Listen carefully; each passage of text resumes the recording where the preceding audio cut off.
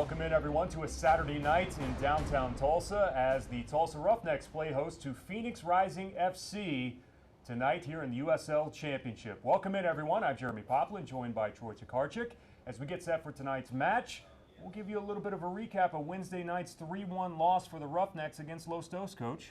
Yeah, the Roughnecks start off with a high line of pressure. They got an early goal, and slowly but surely they dropped that line of pressure off. LA got some confidence and began to break them down. A late red card, and it ended up 3-1. This stretch now for the Roughnecks, in which they have not won since April 24th, is now 7 of 8 that they have lost. They've been outscored 24-5. And this is a big one as far as their chances to get back into the mix in the Western table. Now to the opposite spectrum is Phoenix Rising FC, and what they've accomplished so far, literally historic here inside the championship. They have won 10 in a row. They're looking to pass FC Cincinnati, now currently of the MLS, as far as wins last year consecutive of 10 in a row. Tonight would do that with their 11th, and wow. The top leading goal scorer in the league plays for them, leading assist man, and plus they've scored 52 and only conceded 17. This is a tough road to hoe for the Roughnecks coming up tonight. One of the players that we'll be keeping an eye on is Zach Lubin, former goalkeeper for the Tulsa Roughnecks, in the net tonight for Phoenix Rising FC. 10 clean sheets so far on the season, and most people want to focus on the offensive side of Phoenix. But, Coach, when you've got a back line like they do, plus a keeper in the net that has as many clean sheets as that is what has propelled them to the top. I agree with you. Offensive confidence starts with a good goalkeeper. Sometimes your first attacker is your goalkeeper, and keeping clean sheets is so important in this league. Also, Phoenix as well looking to match their longest ever winning streak on the road. If they win here tonight, it would be 5 in a row for them. To the Roughneck side, Mason Stidehar, big night for him. He's got to step up big for this Tulsa Roughnecks side for them to be victorious. We'll take a timeout and come back with the starting 11. That's coming up for you next, right here on Tulsa Roughnecks Soccer. My name is Abigail Bailey. I was at my yearly checkup when I was 12, and we went and got x-rays, and she diagnosed me with scoliosis and that we needed surgery as soon as possible. Tulsa Bone and Joint was very compassionate. They took their time with us. They answered questions. He was very encouraging. Dr. Clark helped me see that there is life after spinal fusion. Just because your spine is fused doesn't mean that you can't do what you love to do.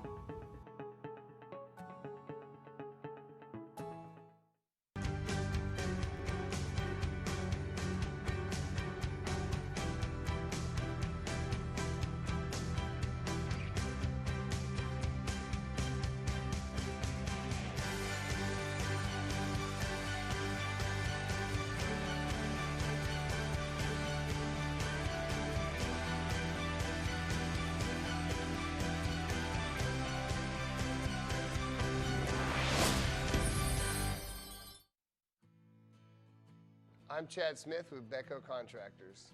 As an employer, we're always worried about new employees coming to the job and not being aware of their surroundings and just not knowing what they're really doing because it's a new job site. So the partnership with Tulsa Tech has really helped us take that worry out of the equation. We know that they're fully trained and ready to go by the time they show up on the job. How was school today? Mrs. Smith, what are you doing? Recycling. You can't put plastic bags in the blue recycling cart. But you can recycle this milk jug. You can recycle stuff from all over the house. You can recycle this empty box. What about these hangers? Just aluminum and steel cans, paper and cardboard, plastic bottles and jugs, glass bottles and jars. To learn more, check out TulsaRecycles.com.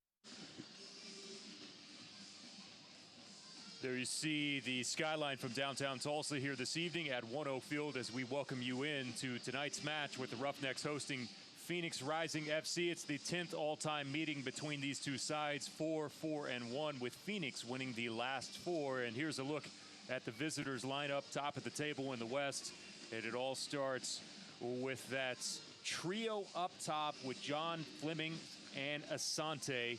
And the former Tulsa Roughneck keeper, Zach Lubin, in the nets. More on him coming up throughout this evening, but what a potent lineup that they have in place here this evening that will test this back line and the goalkeeper, Mason Stidehar, of the Tulsa Roughnecks here this evening. Speaking of the Roughnecks, the home side, here's what their starting 11 looks like here this evening.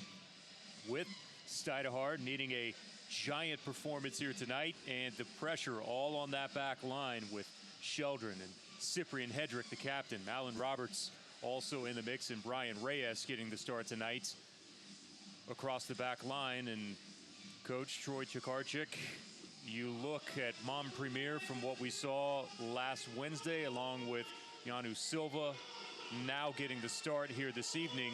There's some pressure on them as well to try to find a way to capitalize maybe on a mistake of Phoenix Rising FC here this evening. And both of us are intrigued whether or not that we'll see a little bit of a high line this evening as far as pressure is concerned from the Roughnecks. Yeah, this is a typical top of the table versus bottom of the table game, and so it's going to be interesting to see how well the Roughnecks win possession quickly, counter, and maybe get a goal out of it and then defend. It is an absolutely beautiful evening here in Tulsa here this evening. A little bit of a breeze from the southeast, around 85 degrees as we are officially underway. Welcome in everyone tuning in on ESPN Plus. I am Jeremy Poplin, joined by the coach Troy Chikarchik, as we get set to bring you tonight's action with a team that could enter the record books this evening with a number win for 11 in a row from Phoenix Rising FC.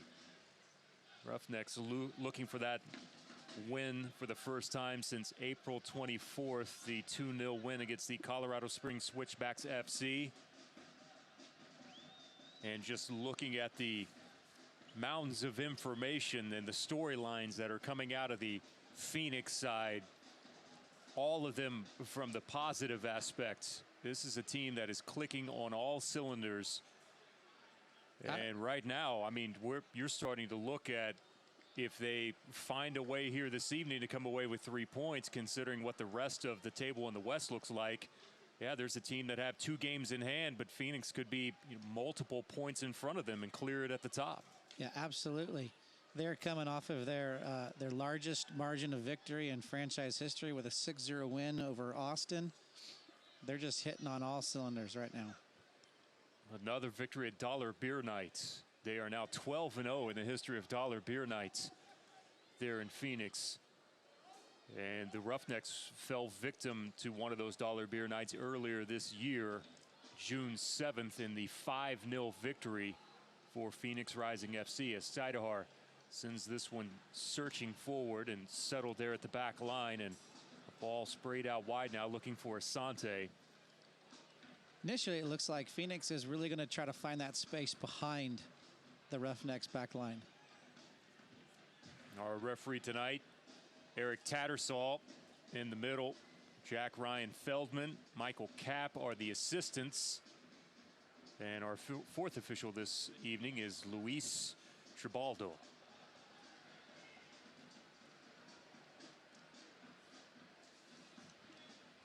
Throw in here for Tulsa. We were talking about the first, 15 minutes or so, and how important this is from the home perspective.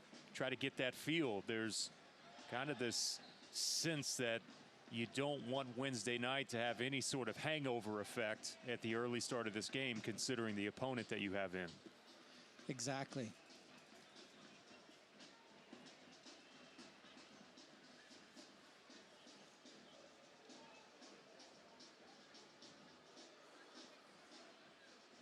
Signs here of possession. There you see record against the Roughnecks, 4-4-1. As we mentioned, Roughnecks in this series won the very first 4 games. Since then, it has been a series that has been dominated by Phoenix Rising. Head coach Schultz has done a great job so far this season. This team poised to make their presence felt inside the playoffs in 2019. This will be a deep throw in here for Phoenix Rising. Almost all the way in the corner. Long throw in there. Roughnecks looking for the clearance. They do get it out of the 18. Still not out of the danger area yet, and now this will be in favor of the Roughnecks. I think one of the more important things the Roughnecks needed to do today that they didn't do the other day was set pieces, and that's one example there. I thought they were marked up. They defended well. They got that ball out. It's a fantastic job initially. Well, one of the goals from Los Dos came off of a set piece in which the man was completely unmarked, was able to find his way through, slipped in. One of the 3 goals as they came away victorious on Wednesday. Probably one of the easiest goals they had. I mean, he was basically untouched right through the middle of the 18. So it's a short rest period here for Tulsa.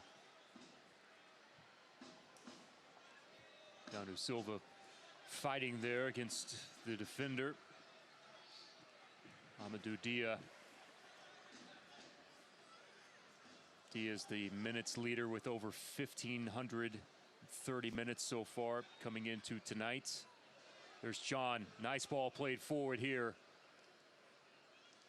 Cyprian Hedrick doing his best to win that ball. Slipped it through there looking for Silva. Silva stopped his run and watched it.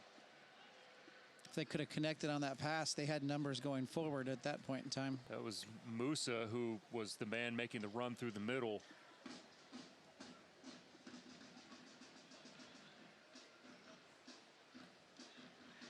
James Musa's played a critical role so far this season. I know it was disappointing for him last year to have that injury late in the season, missed the playoff run 2018.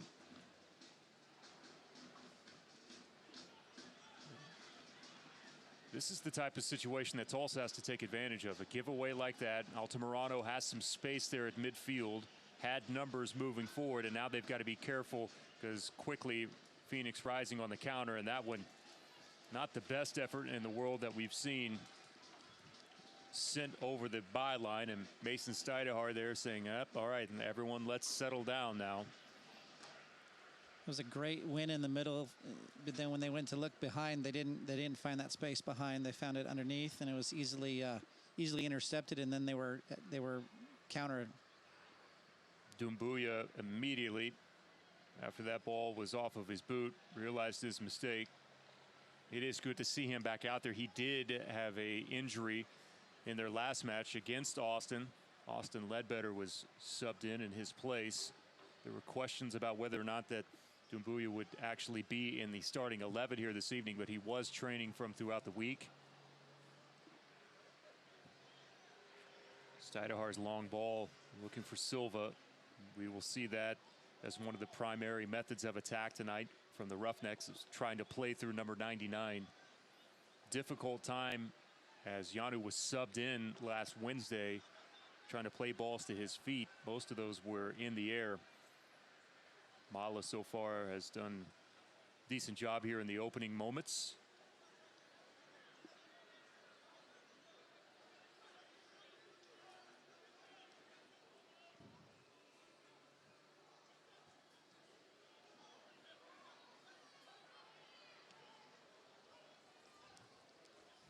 I'd say it looks as though Phoenix is really trying to just find that space behind the Roughnecks back line, and so far the Tulsa Roughnecks are winning those balls, and they're able to counter through the midfield. It's a good start. Here's Sheldon now. Looping throw in. Silva got a piece of it, falls to Montpremier. Finally sent forward by Musa.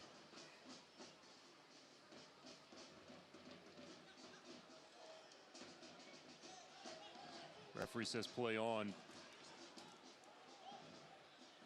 Altamirano fights back, and now a foul against Altamirano. I think that was a frustration foul. Aginaga is up off the turf, has a smile on his face after that.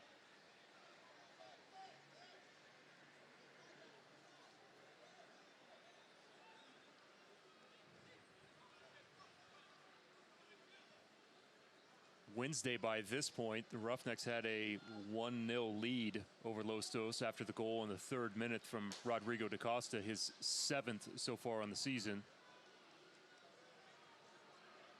Good work there from Matt Sheldon. Again, Tulsa's organization defensively is really good at this point in time. Dia won that ball from Altamirano. You hear much communication. Let him know that Dia was approaching him from behind. Be a foul on Silva in favor of Phoenix. Quickly they go with the restart to the opposite side of the field. Here's Baquero on loan from Toronto FC. Switching fields, long driven ball settled there by Flemings. Cutting back to the inside now. Setting up the opportunity and deflected. Montpremier tripped up inside the center circle.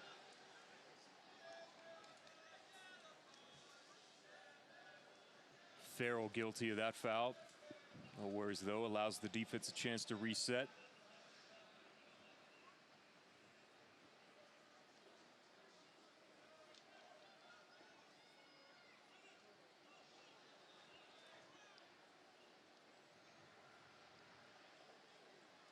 Musa looking towards the corner flag, just a tad bit much for Asante. Asante's fast, he's not quite that fast. 14 goals on 57 shots, 11 assists. The leader in the championship with 14 goals and 11 assists. And how unique is that, Coach, to not only find one of your leading goal scorers, also be your leading assist man, but is playing up top. It makes him extremely reliable, resilient, and oftentimes that becomes your MVP. A guy who's willing to go get that goal when he needs that goal, but also willing to have the humility to give it up to somebody else for a better opportunity.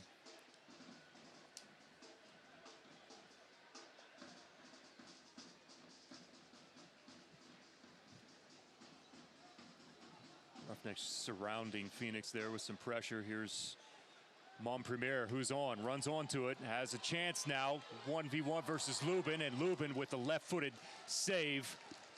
And Zach Lubin, working on 10 clean sheets so far this season, denies Montpremier in the first real opportunity for the Roughnecks here in the 12th minute. That's a great win and counter. Fantastic job. Credit Rodrigo da Costa. He was the one that played the brilliantly paced ball there that Fredlin Montpremier could run onto. Here on the corner, low driven ball in, sent out by Adam John. I think that ball's going to stay in. It is going to stay in. Reyes has to track it down. Making the start tonight in place of Matt Rogers, who was sent off with a red on Wednesday night, and this is dangerous, almost a giveaway, but a foul.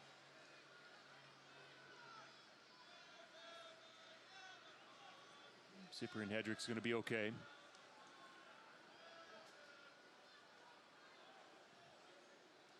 DaCosta with some movement through the center of the pitch. Here's DJ Dean.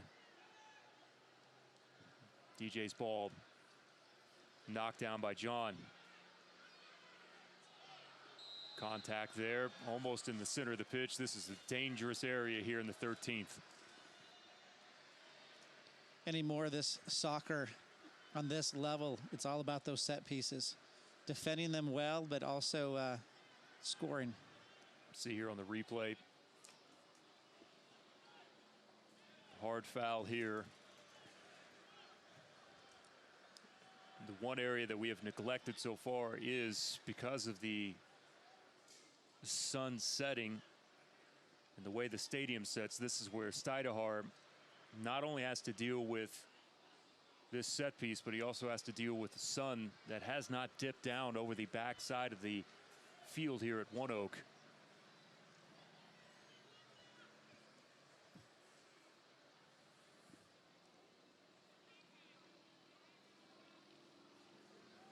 Currently it's Asante Baquero there as well, who did score off of a set piece against Austin. This is a dangerous. One touch at Asante's curler there at Stuydehaar. Bobbled it at first and then hops back on top of it. Looked like he almost lost that in the sun for a second or two. It is extremely difficult. And we'll see here on the replay. Bobbled it just for a second. Quickly had to get there because John was going to follow through and finish easily if Stuyvesant did not get there in time.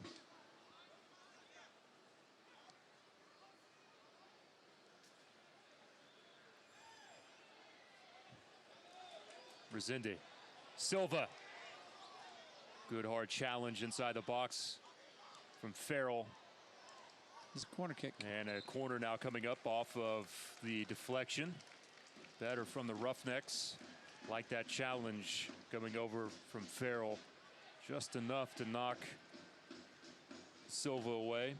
Silva's doing an excellent job being that target player and then getting into that space behind their defense as a secondary run.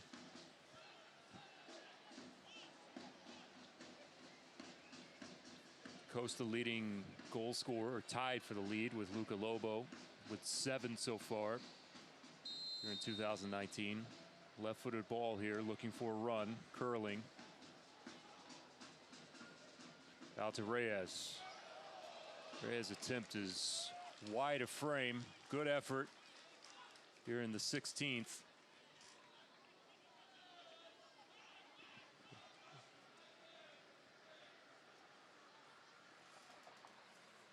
I think one of the key things that Phoenix needs to do today is be patient. And I don't think that they're being as patient as they could be at this point in time. I think they're playing right into the Roughnecks' hands.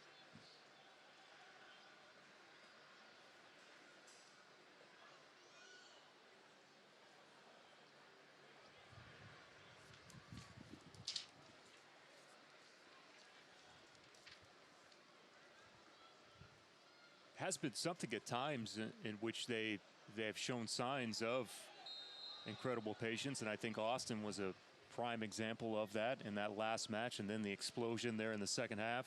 And that is what makes this side so dangerous, is that you can go down 1-0 and the next thing you know, you look back up at the scoreboard and they've put 2 or 3 more in such a quick fashion because of how deadly that they are, especially with the trio up top. I mean, the combination from John and Flemings and Asante combined 33 goals of the 52 that they've scored so far in 19. Yeah, you really have a hard time accounting for just 1 or 2 players when you have to account for all 3. Dumbuya is going to go into the books here in the 17th. Hard foul against DJ Dean. DJ had created enough space to try to work his way towards the byline.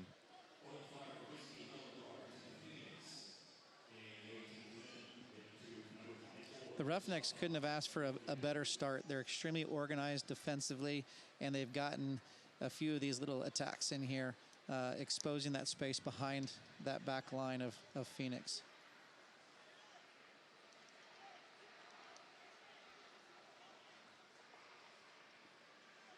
Altamirano waiting patiently for Eric Tattersall to have the wall in position. Now Phoenix will make it a one-man wall. Asante out there towards the top of the D now, just in case. A little pushing and shoving here. Typically we have a little stoppage, a little chat here off of set pieces early in games. Roughnecks looking to take advantage here early. Altamirano curling ball in towards the back post. Alan Roberts up off the back line was the Roughneck player that was in position. Now Reyes has to be careful. Maybe got away with a handball. Altamirano from the corner of the 18. I think that handball's coming back. And now it is coming back.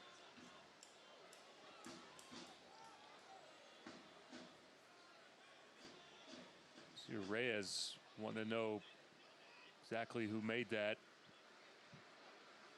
Referee explained to him there that it did come off of the elbow there. Unlucky from the Tulsa side so far.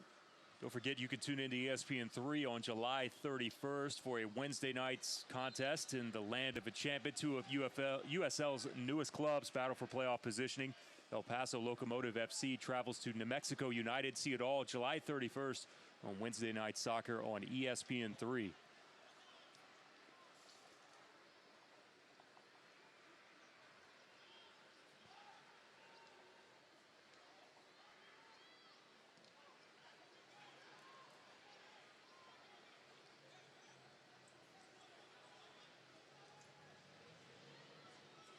You know, as a coach, you look at, you know, who's got the most possession, but oftentimes the biggest deal is who's winning those first and second balls.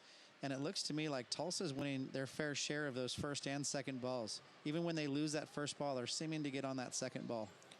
Well, one of the areas that I've seen so far this season is that, and I think that Tulsa's done a good job through the first 20 so far, has been, as we're going to have, looks like Alan Roberts. They're going to welcome the athletic trainer over. I don't know whether yes, he's got some blood. As you can see there, a cut up above his left eye, right there on his eyebrow. Blood is streaming down his face. Not quite exactly sure where that first happened at, whether there was anything nefarious about it or not. A little smile there from Sip as he was chatting with one of the referees, but Roberts has got to get that taken care of. Yeah, you can see there that amount of blood. Those are difficult areas. Just even a slight cut to the head's going to bleed a lot.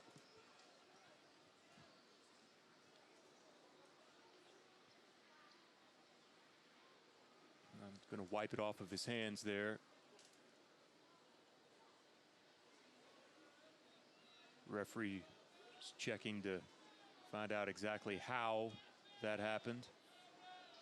Alan Roberts' opinion on this is he now cleans his hands. He'll be okay. He'll have to step off of the pitch and then be welcomed back on. Won't be too much time. Yeah, a little bit of glue and a little bit of a head bandage, and we'll get him back on there. Injury report brought to you by Tulsa Bone & Joint. Tulsa Bone & Joint, moving life forward.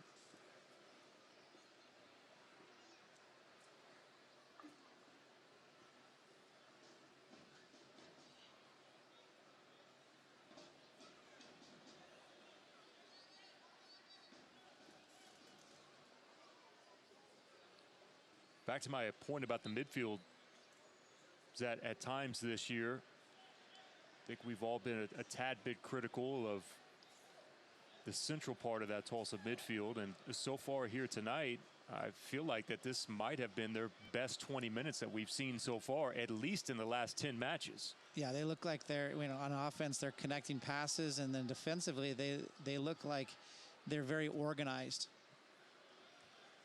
playing as a unit. Silva kept it alive. Montpremier trailing behind him. Tried to fit that in on the square ball to DaCosta, knocked down. And here comes Phoenix. Vaquero. Head up looking. Dumbuya.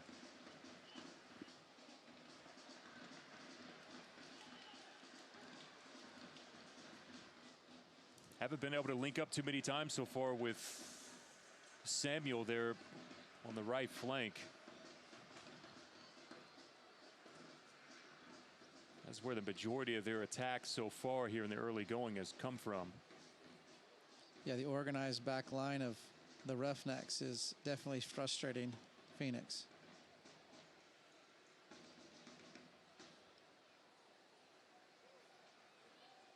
See Roberts still being worked on now. He has that headband that has to loop down over the eyebrow. It's DJ Dean.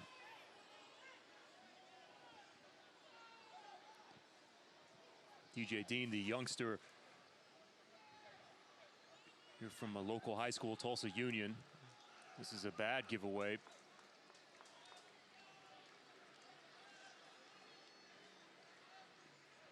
An errant ball. Looks like we're back to 11v11 now. Altamirano, Resende with the run from there. Hack down. Dia not letting anything work his way through, and Phoenix is just a bit discombobulated, not necessarily linking up as tightly as they would like with some of their passes. Silva will let this one trickle over the byline for another corner kick now for the Roughnecks. Third one of the game.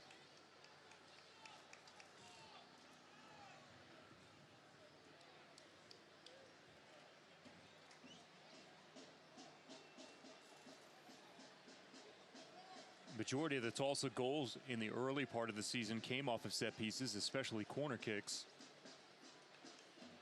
That well has run dry as of late. Tulsa's getting their fair share of offensive opportunities. They really need to take advantage of one of these. And we wondered what the tactical approach would be tonight from Michael Insian. No one in the vicinity. Easy for Farrell to clear off the corner. Roberts draped over the shoulder.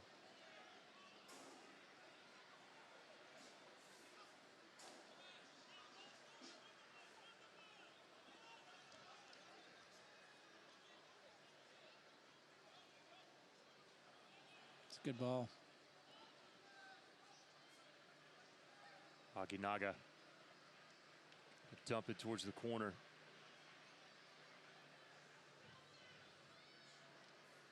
Dumbuya in a good fight with Reyes.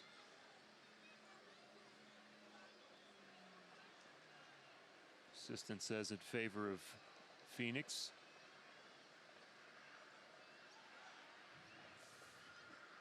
Plenty of space for Musa. Reyes doing his best.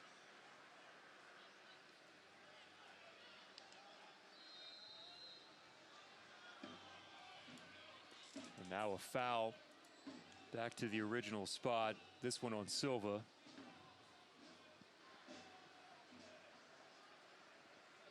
Few questions of the call from Tattersall from the Roughnecks. Beccaro plays it short. Musa, left-footed ball.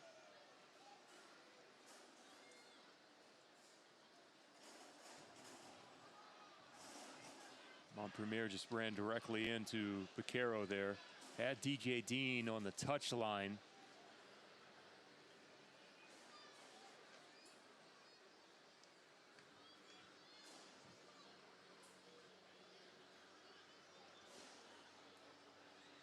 Steidehar to the opposite end for Zach Lubin. Steidehar has been tested one time so far here this evening, as has Zach Lubin.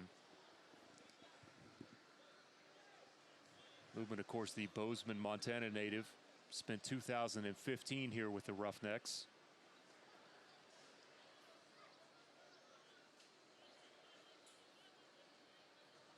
Had the majority of starts that season for the Tulsa side. I think we're starting to see the patience that Phoenix has been looking for. Starting to exert a bit more of their dominance through the back line of the Roughnecks. Steidehar is going to clear everyone off of this. I believe that's Hedrick that is down. And I think that is going to be in the area of a head injury. Yep. Sip, the captain, holding the top of his head here. That was a signal that the referee gave immediately to the sidelines. Maybe we can see here on a replay exactly how and where that happened.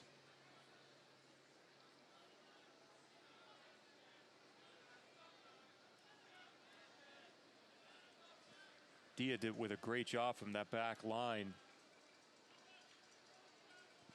running with that ball into the 18. Let's see if we can get a little view here. Looks like he runs into his knee.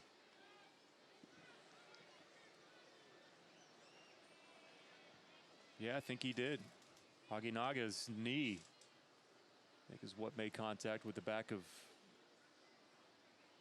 Cyprian Hedrick's head.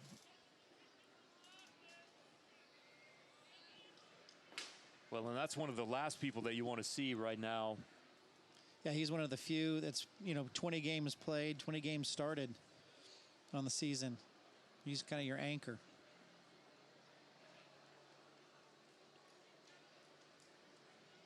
One of the few inside USO with 150 plus appearances. Former draft pick from Kansas City. Spent time not only in OKC, but in San Antonio as well.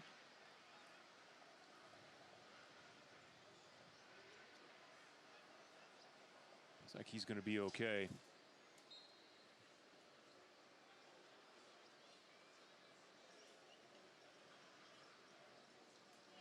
Steiderhart was one of the players that we had highlighted in the pregame with this was a big night and a big opportunity for him. So far, he's done well. He has. He had that good save that he bobbled a little bit, but he had a good save on that set piece. Now the sun has dipped down as well, so he doesn't have to deal with that anymore. He seems to be doing a good job of keeping that back line organized as well. He's being very vocal.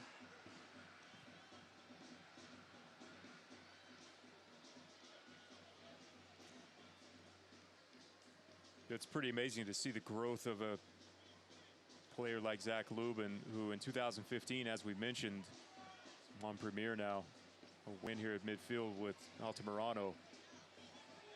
Cuts back inside, now back towards the byline. Maybe one too many dribbles, comes away with it, and they're going to say that Altamirano is the one that was holding back the defender. I think he had one too many cuts there. I think he had him beat, and he went back for another one. Didn't quite see if he had a run anywhere through the box for the distribution. It's John de Flemings. Just over the outreach head there of Aguinaga, who was running diagonally through the box, just couldn't quite get to it. You know, we spent a lot of time watching them warm up, watching the Roughnecks warm up when they were dealing with punts and balls being played in over the top.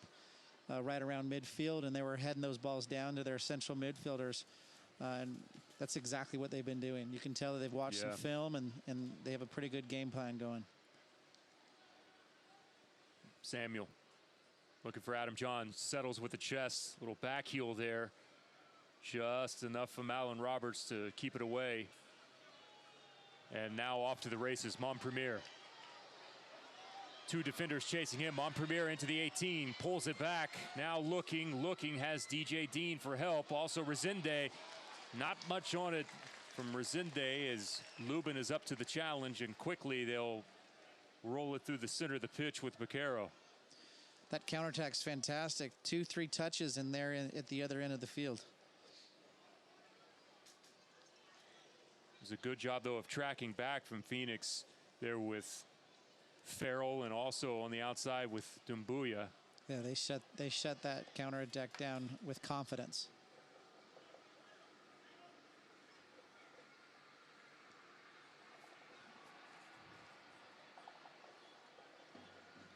On Wednesday, we talked about Resende not getting enough touches on the ball, and I think already in these first 30 minutes, he's probably got 15 touches on the ball. Yeah, and he was one of the key factors of that last push there. The diagonal ball, Sheldon onto it, into some space now finally closed down, and then a hard shove. Musa the victim, and Musa is going to pick up a yellow card. So James Musa into the books here, 34th minute.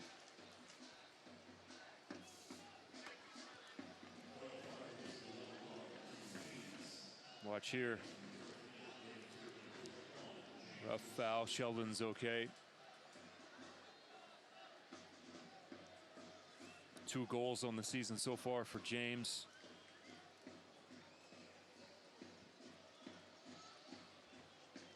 Be nice to see the Roughnecks pull something off the training ground or something.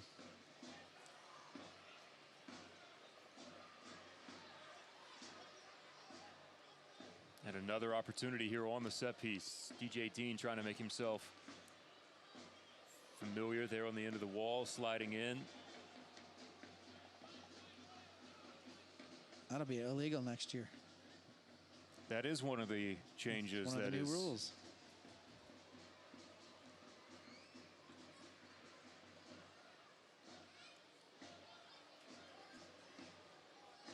Rodrigo, will he have a go on his own to test Lubin?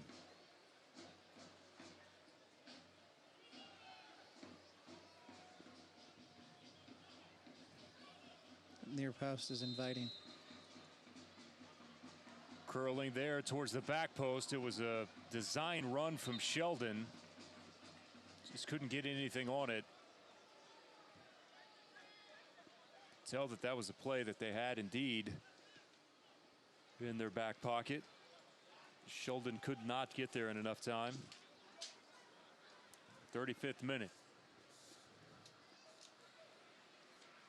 Fans, the USL unveiled its elite youth platform, the USL Academy. This allows clubs at all levels across the USL to develop its local youth and compete at the highest level across the United States, including the USL Academy. For more information, visit uslsoccer.com/academy.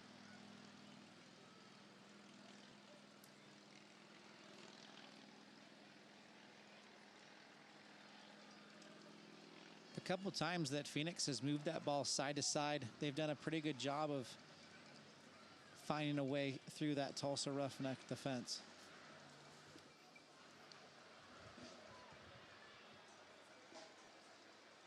Stuyvesant in Tulsa this season on loan from Orlando, trying to restart his career after completing his treatment for localized Ewing sarcoma, which is a rare form of bone cancer.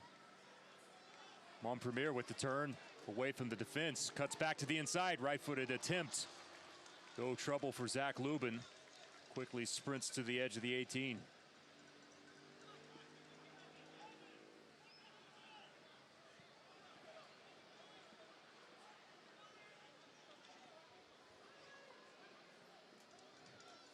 Lubin came into tonight an 82% save percentage. Several saves so far. We'll check the exact number in a moment. Quickly to the other end. Dia from the byline could not save it in enough time, or actually it's going to be offsides.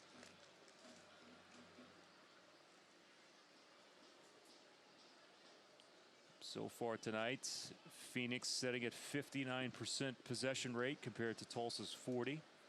And that sounds about right, given the fact that Phoenix is going to have to work the ball side to side, possess the ball, try to break down the Roughneck defense, and then the Roughnecks in turn are going to try to just counter.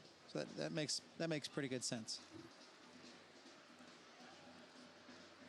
4 shots, 2 on target for the Roughnecks, just 1 on target for Phoenix of their 3.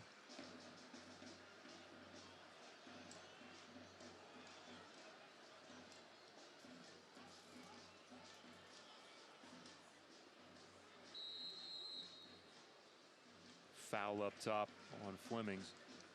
8 goals for him so far this season, coming off of an appearance on the Team of the Week last week. Don't you just feel that Phoenix is just kind of on the tip of their toes? They're just ready to just break out anytime? You just get that feeling every single time. When they're in the offensive third, or you would even say even when they cross the halfway line, just get this sense. They look dangerous. Last 10 games have outscored opponents 37-6 and have scored 3 or more goals in 12 of their last 19. And 6 of those games were shutouts. Yes, they were. Good give and go. Resende tried to slot it back on the ground inside. Dean with a foul. I think he was offside as well. Like that work though from Silva, with Resende keeping that run going here on the near touchline. Tulsa's lost 7 of their last 8. They've been outscored 24-5 and shut out 5 times in those last 8. Square to Altamirano. Has help from behind with Sheldon. Sheldon's looping ball. Lubin comes out, uses all of that 6'5" frame to take that one out of the air quickly on the outlet to Beccaro. He does get there in time with some help from Samuel. Nice move from Samuel. Gives back. Asante Samuel. Or excuse me, Solomon Asante.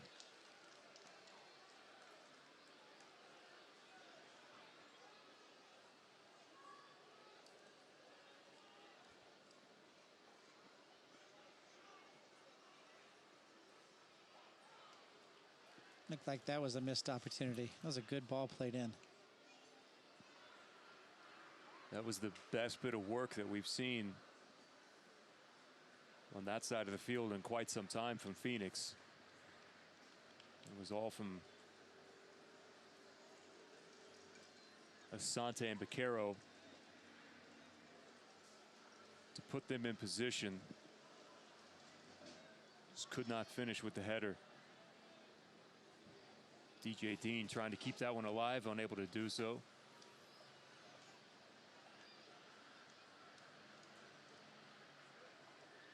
DaCosta, ball played through for Silva, and Silva pulled down.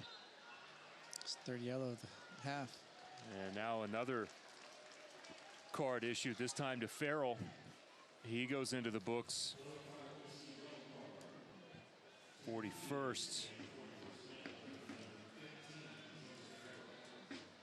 See here on the replay, yep, turned him sideways, stuck that right leg in there to nip the heel of the sprinting Silva.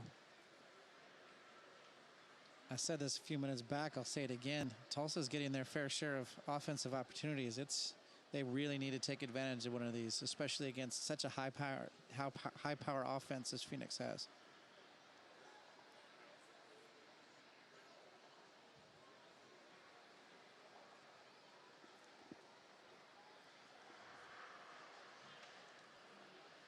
Now it will be both. It'll be Rodrigo, DaCosta, and Altamirano.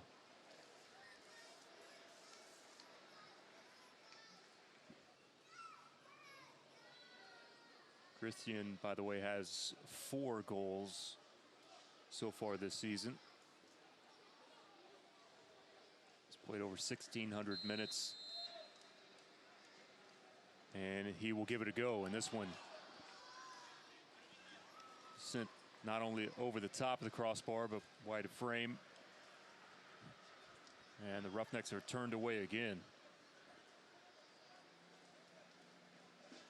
So most of the possession has been befitting Phoenix. Most of the opportunities have lied at the feet of the Roughnecks.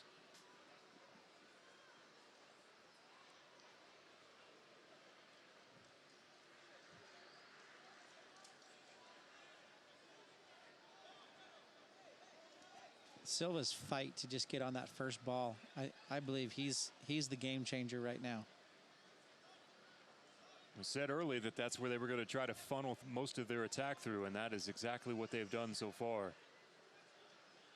Tulsa's also done a much better job tonight of taking advantage of space out wide than what they did on Wednesday night against Los Dos. And I think if they would have played defensively this organized against Los Dos, they would have probably come out of that game with a win. They have stifled this Phoenix attack so far, and this will be another yellow that will be issued. This will be number 4 of the half.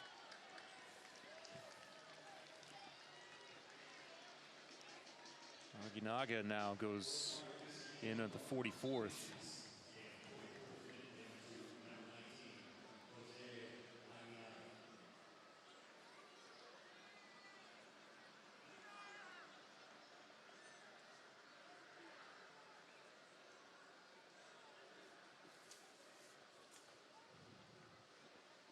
Just right outside the edge there, the center circle. You see the Tulsa bench there in the background. Hedrick's line drive at an angle, looking for DJ Dean, unable to link up with him. Yeah, I think that left something to be desired there.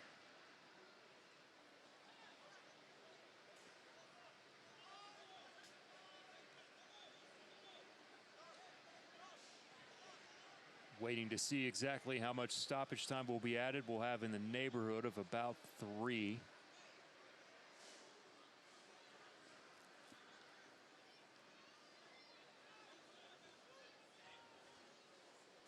From the home perspective here, the last thing you want to do after the half that you've played is concede here before the end of the first half. Yeah, we are at that dangerous time of the game. Montpremier is going to go into the books. Oh my goodness, they have issued a red card to Fredlin Montpremier. And he is beside himself. He does not know why. Hands outstretched. Now Malin Roberts over. Keanu Silva over. They're needing an explanation on this, and we'll have to get a replay to find out whether or not that this was warranted. Alta Moreno is trying to show signs, and that is as animated as you will ever see Michael Incian. Yeah, he's generally a pretty calm guy. He cannot believe that the Roughnecks are now going to be down a man, and we'll see here on the replay.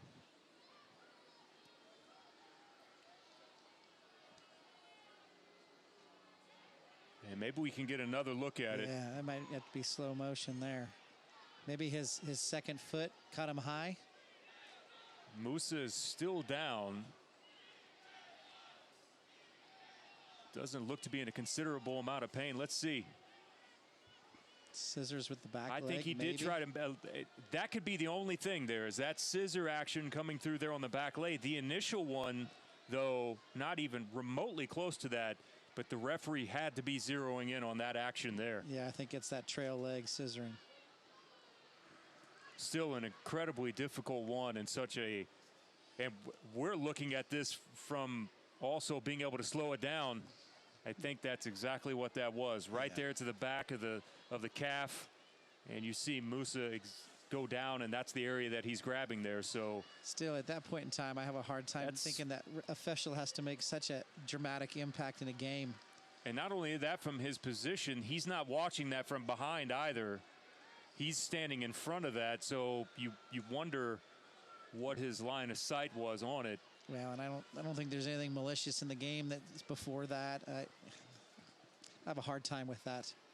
Now he's going over to have a chat. I think he's going to send Incian out too, possibly. Montpremier makes his long walk here. Incian continuing to give Eric Tattersall an earful. Yeah, I think Incian's been sent to the locker room. Did Incian get sent off as well? I think he made contact with the fourth official.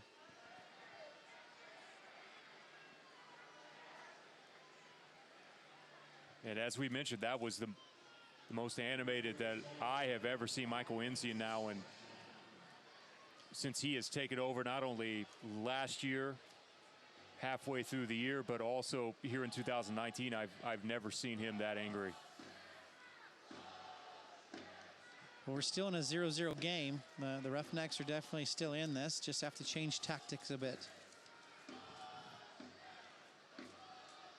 So now what was an incredibly difficult contest in the first place with Phoenix alone has become that much more difficult. Definitely an uphill battle.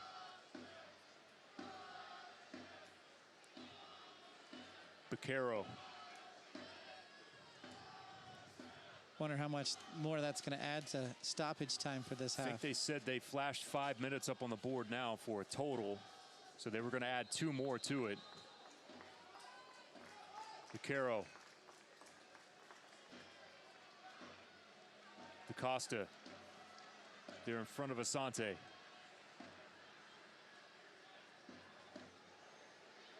Easy settle for John Beccaro. Back heel flip. We've seen better efforts from Asante, as the Roughnecks now will take their time as they get set here for the goal kick coming up. And that's now puts Donovan Ricketts directly in charge here of the Roughneck side, first assistant coach.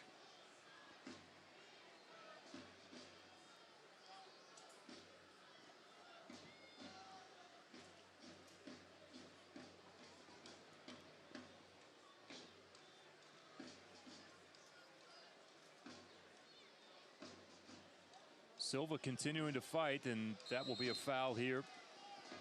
Alta Moreno several times so far that he's been knocked to the turf. Amadou Diaz not happy about that. let one of the assistants know.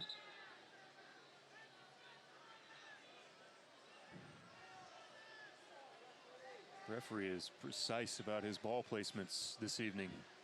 He's definitely impressing himself on the game.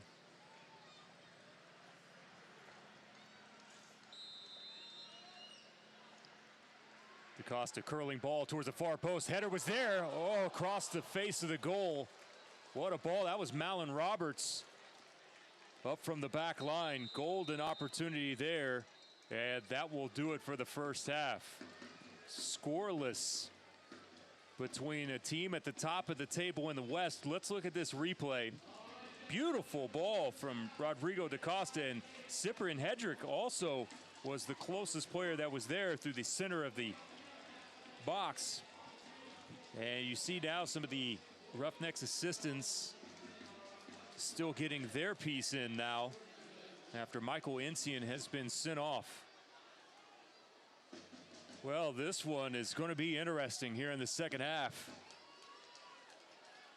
Scoreless here at One Oak Field in downtown Tulsa between the Roughnecks and Phoenix Rising FC. We'll come back with our halftime show. That's coming up next here, live from One Oak Field in Tulsa.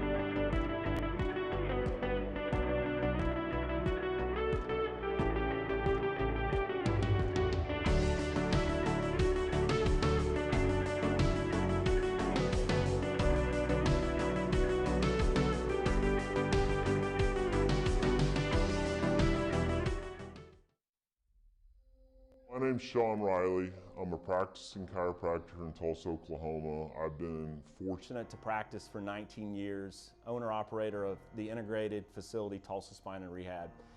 This is what sets us apart at Tulsa Spine and Rehab. Integrated care. We have multiple different providers providing multiple different options for multiple different types of conditions. We have a concise treatment plan. What that means is it's not going to be open-ended. We're going to make specific recommendations. We're going to get you feeling better as quickly as we possibly can. And lastly, we're going to get you, the patient, on board with your treatment. What that means is we want to get you involved. We want to get you doing home exercise. We want you modifying activity. And what that means is we're going to try to keep you out of this office. Ultimately, we want to get you moving.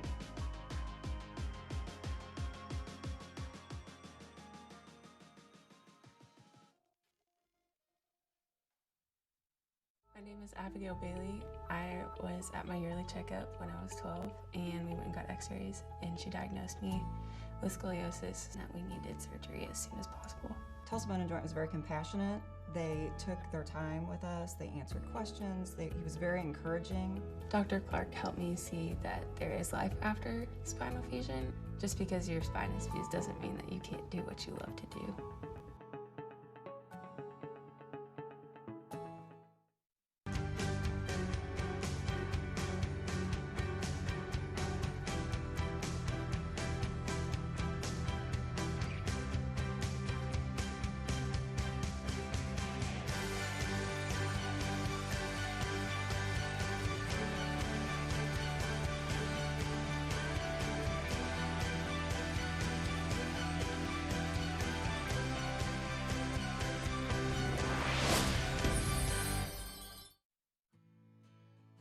I'm Chad Smith with Becco Contractors. As an employer, we're always worried about new employees coming to the job and not being aware of their surroundings and just not knowing what they're really doing because it's a new job site. So the partnership with Tulsa Tech has really helped us take that worry out of the equation. We know that they're fully, trained and ready to go by the time they show up on the job.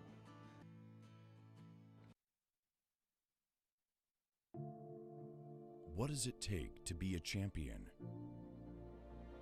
Skill, strength, vision, an unrelenting desire to prove your worth week in, week out. An army of fans behind you screaming your name. And sometimes just a bit of luck. For 631 games over the course of the next 9 months, 22 players will step on the field to answer the question, why will it be you and not them? And the 36 teams, from the champions of yesterday to the challengers of tomorrow, only one will be right.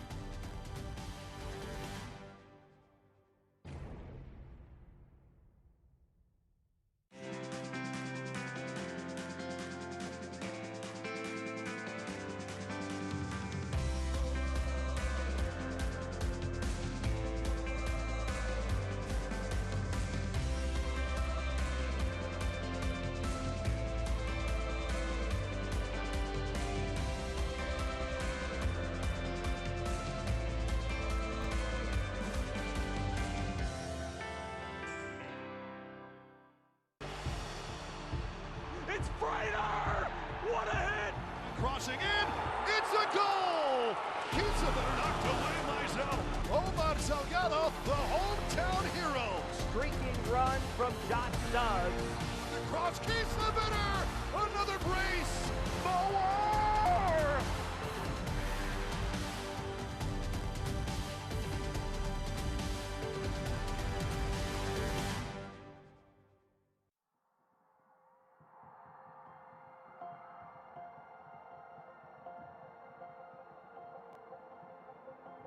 There's so much pride in this state. There's, I think, been so much pent-up demand in people who have just been looking for a way to shine and come through, and they're so capable. Some of the best people in the world live in New Mexico.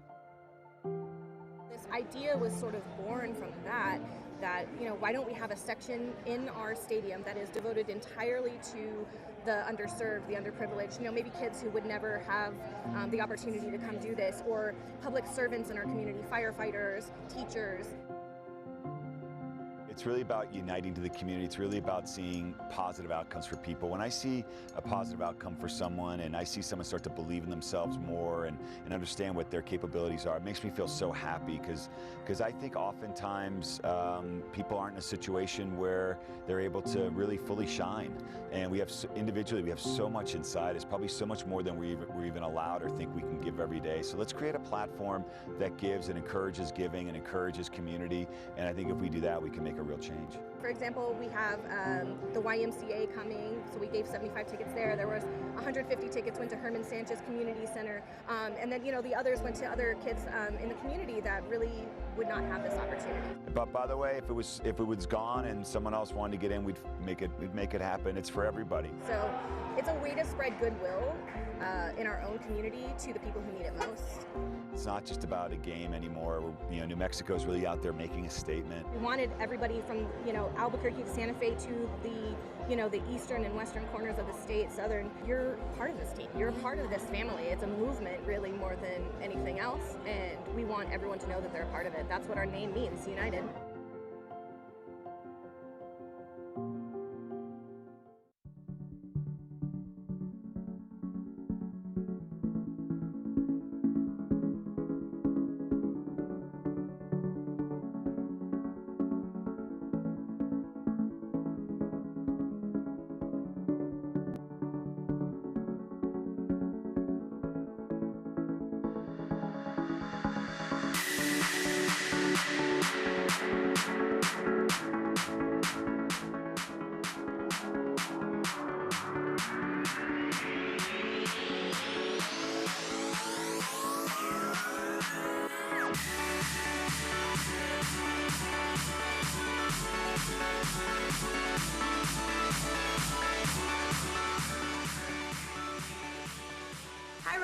fans, stop by and see our awesome team at the 21st and Yale location.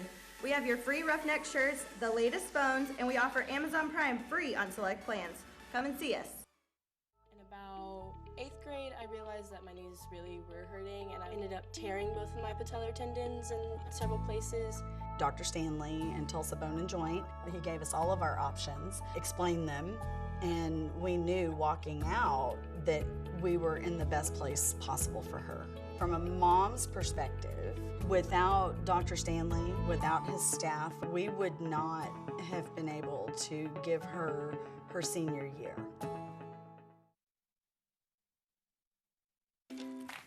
How was school today? Mrs. Smith, what are you doing? Recycling. You can't put plastic bags in the blue recycling cart, but you can recycle this milk jug. You can recycle stuff from all over the house. You can recycle this empty box. What about these hangers? Just aluminum and steel cans, Paper and cardboard. plastic bottles and jugs. Glass bottles and jars. To learn more, check out TulsaRecycles.com. There you see the downtown shots. The city of Tulsa live from One Oak Field, where it is scoreless between Phoenix Rising, the visitors here this evening, and the Tulsa Roughnecks. Let's take a look at the table there in the East with Tampa Bay leading the way so far. 43 total points on the season. The Red Bulls 2 nipping directly at their heels so far on the season. Charlotte there in the number 10 spot, with Charleston sneaking their way into the top 10. Louisville City FC, the two-time defending champions, there with 30 total points. Now to the West, where we're getting to see top team from not only the West, but statistically here in the league, and Phoenix Rising FC. Win here tonight would put them clear of Reno 1868, who as of now are 2 games in hand. They're with Phoenix. Fresno with 37 total points. Austin coming off of that 6-0 drubbing by Phoenix Rising FC, still in 4th, with New Mexico and also El Paso at 5 and 6. Orange County sneaking their way in there with Sacramento. But as we were mentioning on Wednesday night, I mean, you look from 7, actually go ahead and let's go all the way up to 4. You know, from 29 points all the way down there from 4 to the number 10 spot, not separated by that much at all. Here's a look at the team of the week here in week number 20, with Solomon Asante recording 2 goals and 1 assist, as helping Phoenix tie that record with a 10th consecutive victory against Austin. And there, Frank Lopez, who immediately made himself at home in San Antonio, scored twice on his debut in the Copa Texas victory there for San Antonio FC over El Paso Locomotive. Also Junior Fleming's on there, 2 assists. Strong two-way game also that saw him win 12 of 16 duels. And the player of the week is Thomas Romero. 11 save shutout, tied for most saves in a shutout in championship history, as Steel FC defeated Louisville City 1-0 at Slugger Field. That was last weekend. Now we'll move on to League One and take a look at their team of the week. And we'll start right there in the middle with Callum Montgomery. North Texas SC helped them hold off with a win this past weekend. Had 1 shot on goal. He won 7 of 8 duels, completed 76 of 84 passes. Also Patrick Bunk Anderson from Toronto FC scored the first of 2 late tallies, as TFC2 earned a 3-3 draw with Lansing, while also recording 8 recoveries and completing 48 of 54 passes. And to the player of the week, Devin Jamka. What a performance from Devin this past week. Pair of outstanding finishes, in addition to winning 3 of 4 duels and recording 3 recoveries in Tucson's 3-1 victory on the road there against Greenville. So there's a look at the player of the week inside of League One. Storylines here. Tough one on Wednesday night, 3-1 loss to Los Dos. Also a couple of new signings here for the Tulsa Roughnecks. Francelin Zephyrin who is actually on the bench here tonight. One of the new faces here for Tulsa. We'll tell you more about him in the upcoming matches and if he makes an appearance here tonight. And we are all getting sets for the Black Gold Derby next weekend in Oklahoma City. It is the second leg of the Black Gold Derby after a 1-1 draw here at One Oak Field on April 27th. Good shot of the crowd here out on the grass berms at One Oak. Several of the families that have made their way downtown. All right, Coach Jakarczyk, let's talk about now what do you do as far as tactics are concerned if you're Tulsa. You're down a man now heading in here to the second half. We were talking during the break about how effective that the two up top have been so far. Do you continue to try to make sure that you've got two in that place? Yeah, I really do. If I'm doing it, I'm going to go a 4-3-1-1 and really try to go down the midfield or down the middle of the field against them and be as compact as you can defensively, but then just attack and go right down the middle and try to expose them behind, kind of like they're trying to do right now. I think that's going to be where they have some success. Hopefully they can take the ball out of a few players that have yellow cards and maybe get a second yellow card and balance the game up with a red apiece. Long driven ball there. Roberts did his best to make sure that John could not get to it in enough time. Here's Solomon Asante. Off of the deflection. Steidar has to do well and was able to push it over the crossbar and over the byline. Scary moments on the deflection, and a corner now coming up for Phoenix. And on the other side of it, I think Phoenix needs to continue to have patience and work to try to break down the Roughnecks' organized defense. I think if they do that, they're going to probably have some success come out of it. Service towards the PK and sent skyward from Musa. Hands immediately to the face. Golden opportunity goes by the wayside for Phoenix here in the opening moments.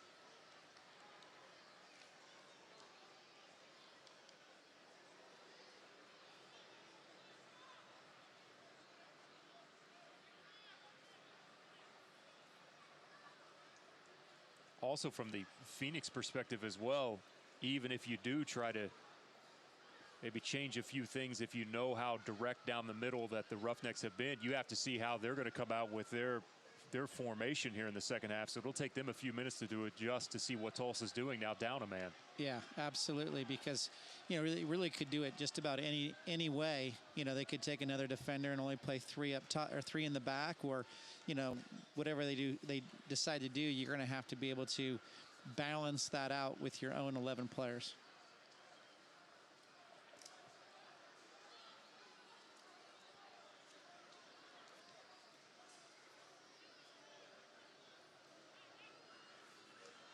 Good effort from DJ Dean. Brian Reyes now creates some space for himself. Looking there for Altamirano, who had cut inside of the defender there. Just out of his reach. Lubin with the quick restart. With Tulsa being down a man, I think Phoenix has the opportunity to really take some chances and get some numbers forward.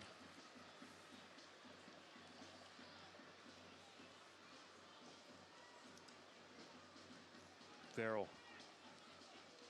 Asante has some space. Well played ball into the box, still not out of danger yet. The shot, Steidar has it. Was able to sniff that one out. I think Roberts got a little nick on that with his head and saved a goal there. This is after the service from Asante.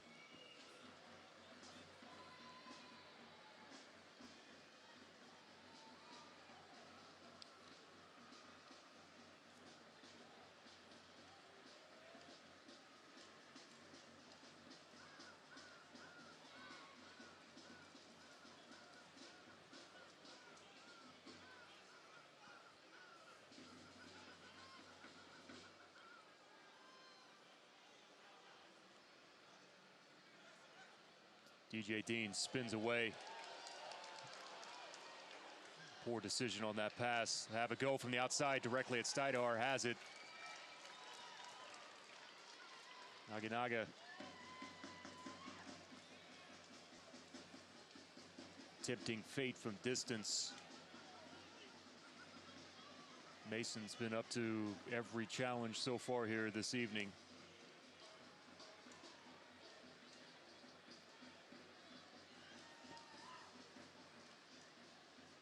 Yeah, the confidence that Mason's shown in goal, I think, is a huge reason why the Roughnecks look a lot more confident in this game than they did on Wednesday.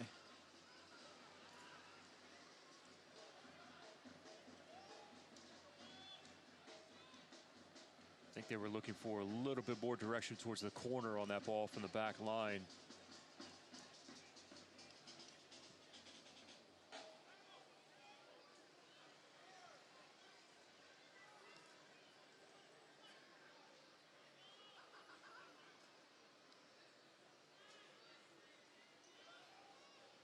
Reyes.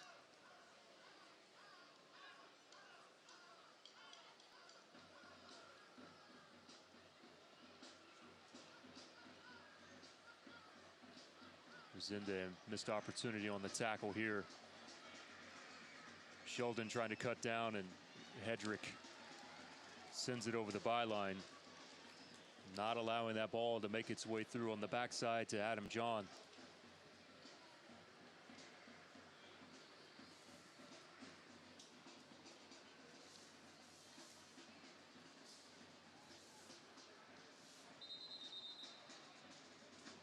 We have a Tulsa player that is down right at the penalty spot.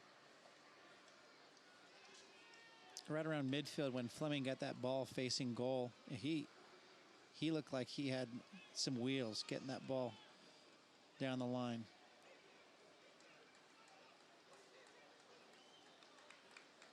DaCosta's okay. Trying to plead his case right now. Maybe trying to draw a yellow. Second yellow from someone.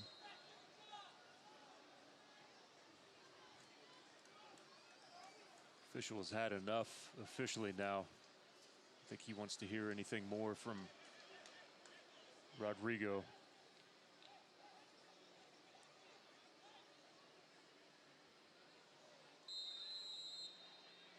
Here's the corner. Low driven ball. Silva tracking back. Resende as well. Altamirano. Over to Silva. Has some space. Cuts back. Sets himself up with the right foot. Looking for Reyes. Leaves it there. Resende. Would have been wide left and good from about 30. That had some initial promise from about 30 yards out, but Phoenix did a great job tracking back and covering each other and organizing defensively. They close so quickly and track back incredibly well. And I think you bring up the best point, Coach, and that is they are organized when they do it. There's a reason why they've had such success.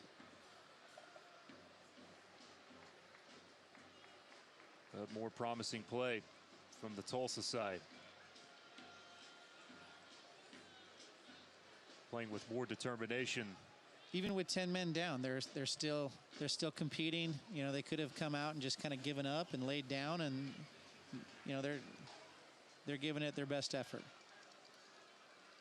There's lots of activity. See there in the background. Phoenix bench. Subs are up trying to get loose. Hedrick maybe have gotten away with one. I think it all equalized right there. Referee says play on. Poorly hit ball from Silva. Zende would have been off to the races. Altamirano. A defensive effort from him. Dia was pushed up.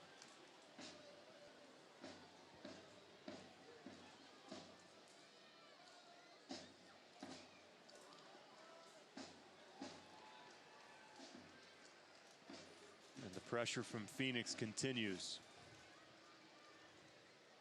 It's almost like a bend don't break attitude with the Roughnecks right now. They're giving up the possession, but they're not quite exposed yet. Goes short.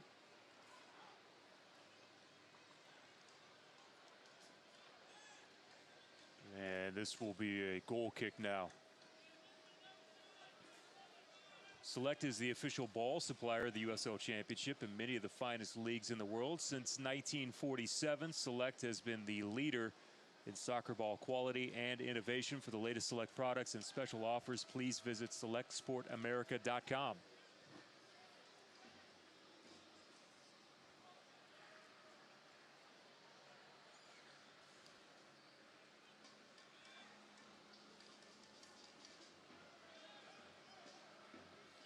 You know, one thing the Roughnecks did real well in the first half was win those first and second balls, and they're continuing to do that in this half. Right at the edge of the circle.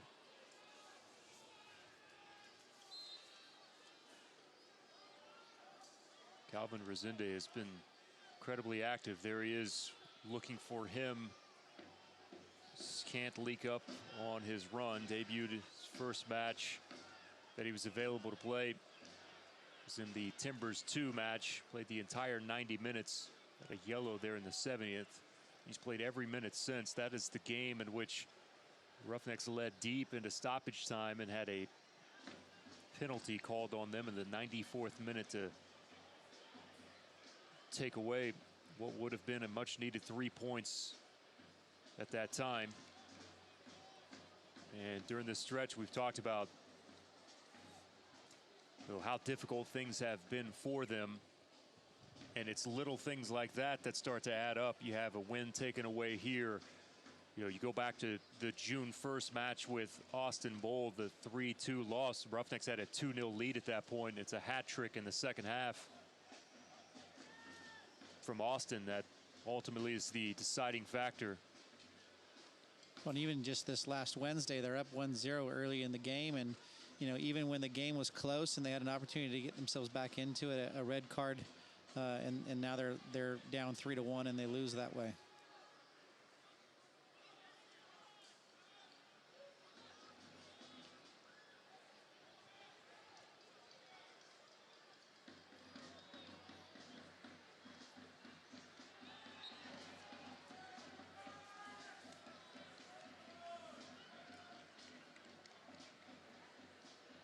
Rough foul.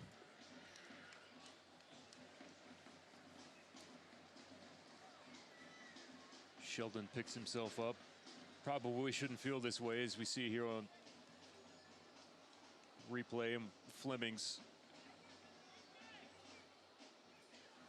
But every time I see Sheldon go down, just because he's been so snake-bitten with the injury bug in the past, to have 2 sports hernias in the last 2 years, you always hope the best for him.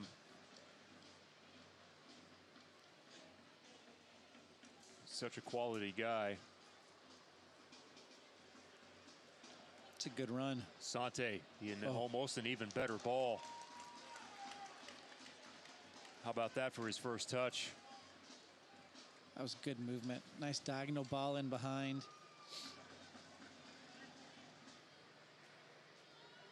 John also timing that run perfectly.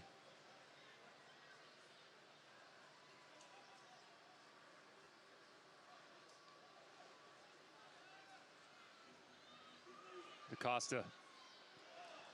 Well, looking for the give back to Silva. A bit upset that Yanu pulled his run back.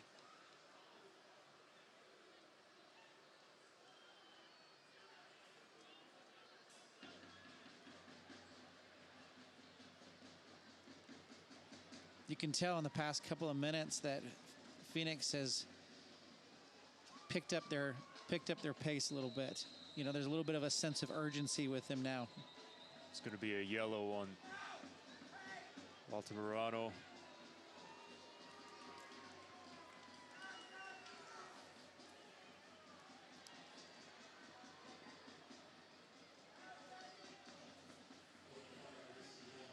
Dia, the victim of that foul.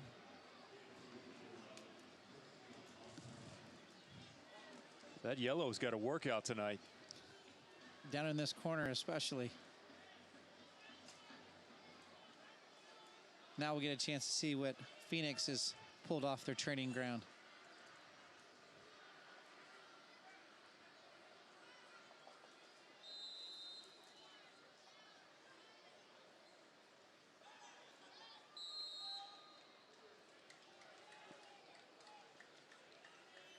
Roughnecks will take advantage of this call from over the back. Looks like the frustration to find a ball has started. You know, I wondered tonight heading in, you think about random storylines from a game like this, and you know that the opportunity is there for Phoenix to set a record for 11 consecutive victories. Is there pressure on them to accomplish that? Absolutely. They're talking about it in the locker room. They've been they've been spoken to in the press, and their coaches know, and everybody kind of knows that's the buzz around it. They can set some history tonight, and that comes with its degree of pressure.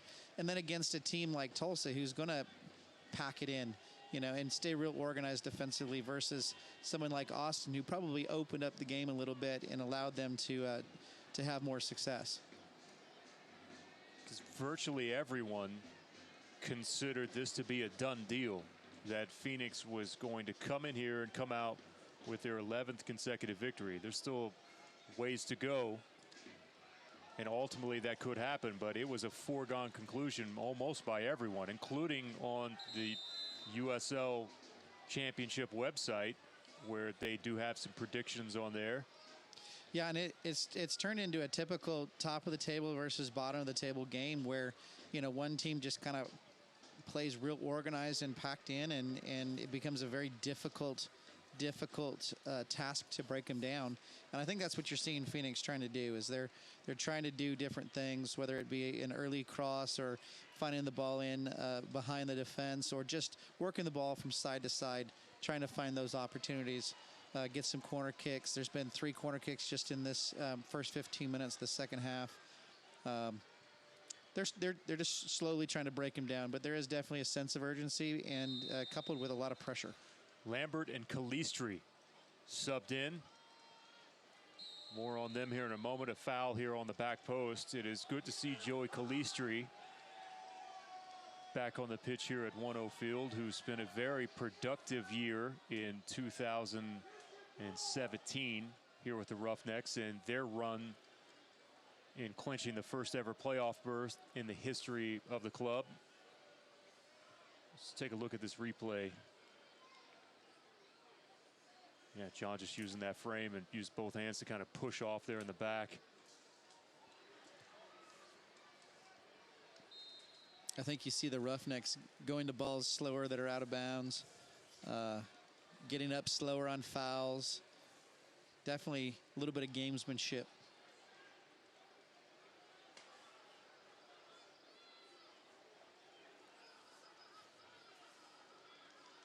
Get you some numbers on Kevon Lambert here in a moment. Asante.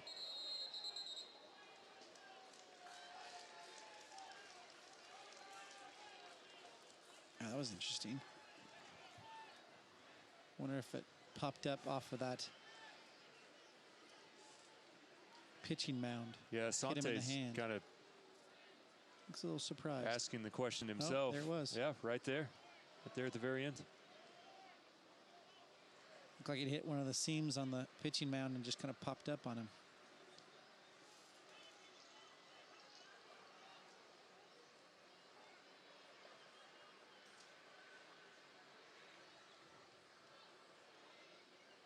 Nice move from Asante.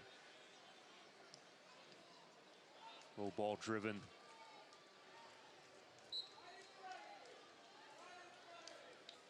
DaCosta wants to know, thought that he had a little bit of an advantage there. I would agree with him. I don't know why they stopped the flow of play here. It was Lambert, by the way. First opportunity that we've seen him with the ball this evening on his low driven ball. That's the second ball now from Stuydehardt here in the last 5 minutes that has found its way over the touchline. Drops in for John. Pulls it back.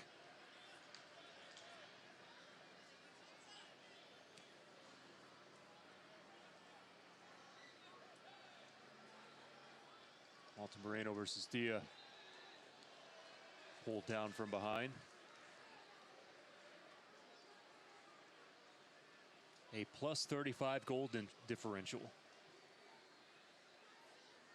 As these two teams are scoreless. Not only that, but 4 consecutive road wins as well for Phoenix. They have now matched their longest, looking for their longest in franchise history if they do come away with 3 points here this evening.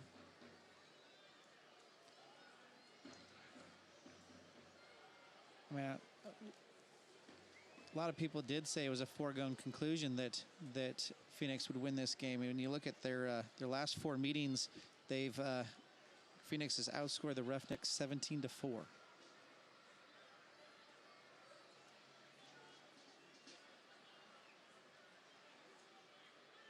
In 2015, the debut of the Roughnecks. I remember going out when Phoenix at the time, the Arizona United played at the San Francisco Giants training facility there outside of Scottsdale, and that was a victory in that first season that really pushed the Roughnecks forward into a position of gaining some momentum, because that was a long road trip, I remember, from Arizona to Orange County Blues to LA Galaxy or Los Dos at the time, and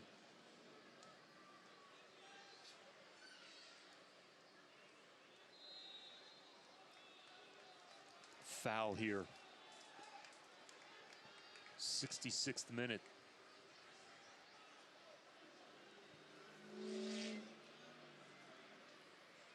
You can get updates and alerts all year long by following your club on ESPN.com. You can search for the Roughnecks and then click the follow button to keep up with the latest news and scores, plus get reminders on Roughnecks' next match. Go to ESPN.com now and click follow for your club.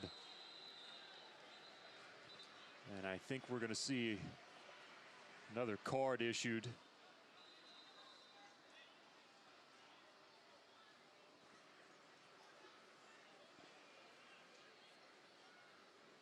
This will indeed be the case.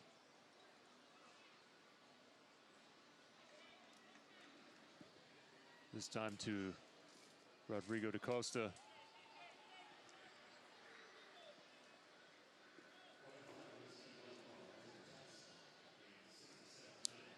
So this would be our 6th yellow of the evening.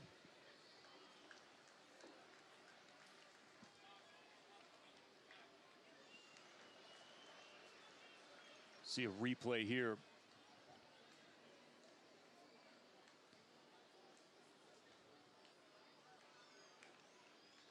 Yeah, you saw Rodrigo go down early, and that could have been a lot worse than what it was. He actually made an effort to pull back that initial foot. AJ Jakwa has... From way up here, that looked like it could have been a lot worse than what it actually was on that replay. Been subbed on for DJ Dean. John, the one touch, the shot, and Steinhardt got a piece of it. Fantastic save. Solomon Asante almost added to his total on the season. And Steinhardt with the quick reaction, and let's take a look at this. That's what I was talking about in the first half, where Phoenix just looks like they're just ready to just explode. One of the biggest saves that we've seen from Mason Steinhardt so far this year. The header, it's there to goal. And it's the sub. Kevon Lambert has put Phoenix in front here in the 69th.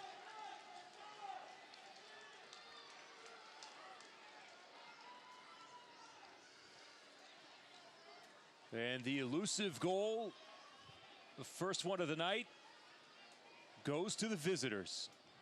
Just a little scrappy put-back header from the far post.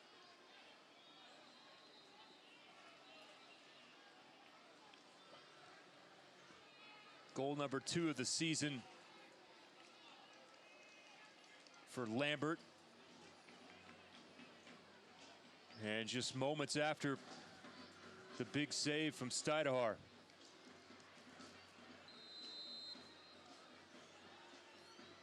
Here's a look. Now it'll be interesting to see what the Roughnecks do. You know, you kind of tell that they were fighting for a tie, and now they're down a goal. Will be interesting to see how they change with only 10 players on the field. How they change to tactically go after that goal. We'll have a replay for you here in a minute.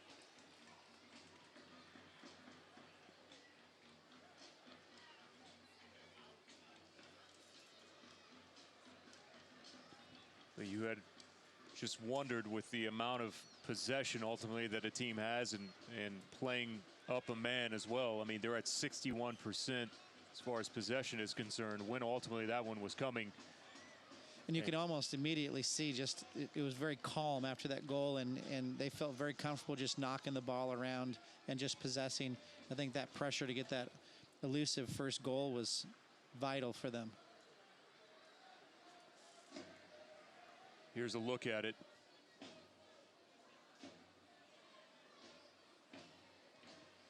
Proper placement.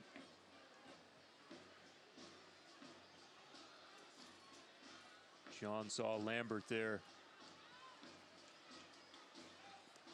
The placement for his header directly to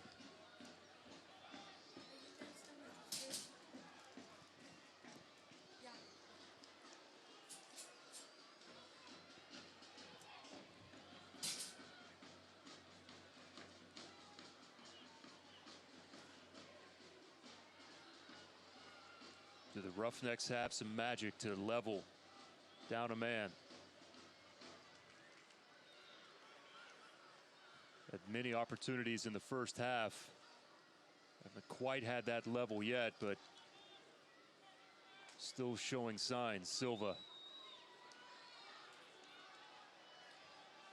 Resende looking for a better ball.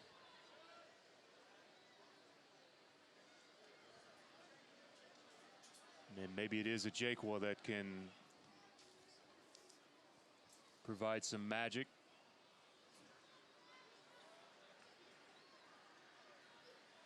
One of the Roughnecks' own subs, Stidehar, well off of his line.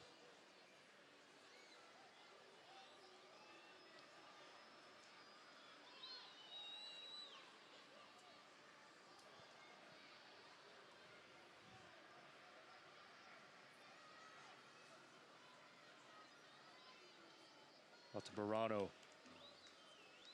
maybe just a little bit more on the pace, looking for Sheldon.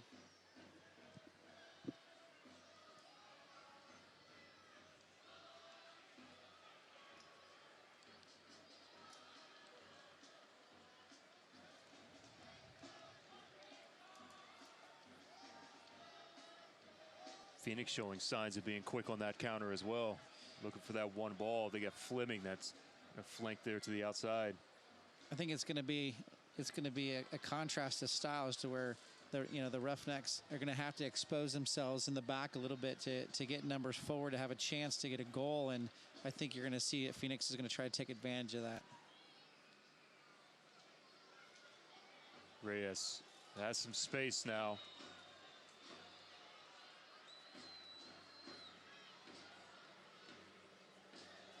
Silva beats Lubin to the byline and then plays it off of the defender. Little slip ball in was fantastic.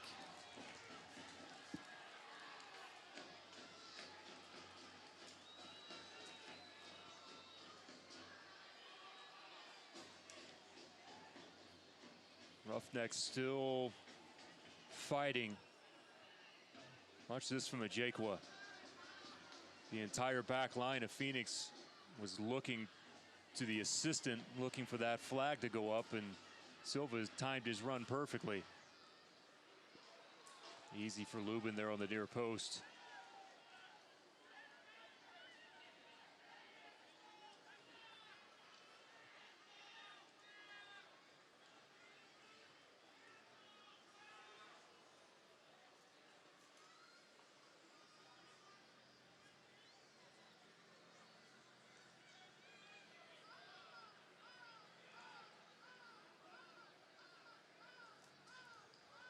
Talking about Lubin in earlier parts of the match and just seeing his growth so far as a professional.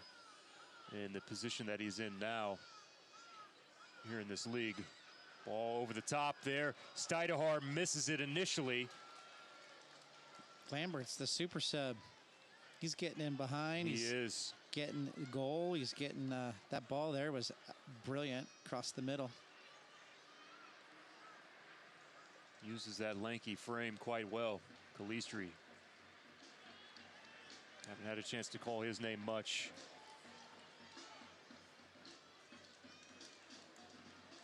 I think if Cyprian didn't get a hit on that, that might be a second goal right there. Yeah. And that's the last man you want in that position with Asante.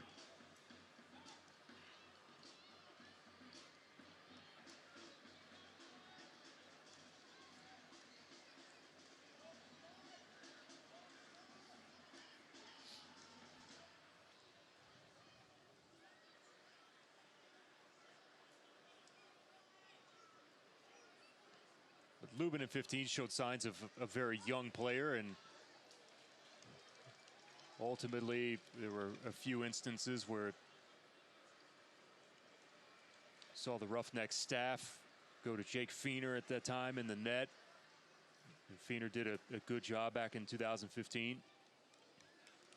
And Lubin, since that point, has just continued to build every step of the way from his time at Swope and taking full advantage of being in the system there in Kansas City, and now finding himself in this position, playing the best soccer of his professional career now in Phoenix. Looks extremely confident. Dia. Stidehar gets there. Poor first touch from John results in a throw-in now for Tulsa. Fans, you can follow the Roughnecks and the rest of the USL Championship all season long.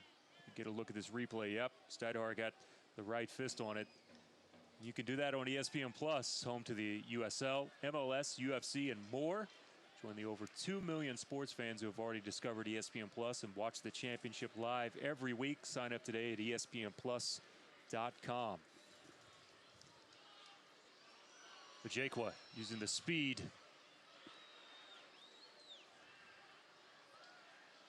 Lambert with the length to knock it away from Vajequa for a corner.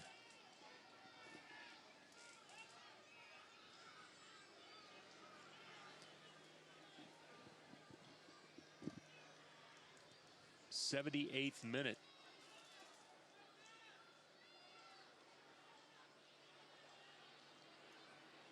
It's a good save. Lubin smothers it in front of Silva. You know, when you get around to that end line, you got to do a bit better job of giving your teammates opportunities. That ball's got to be on the ground, right around the penalty spot. Long switching ball, settled.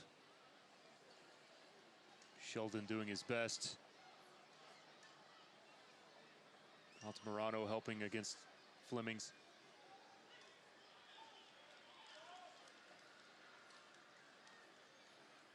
No space whatsoever for Junior Flemings to work.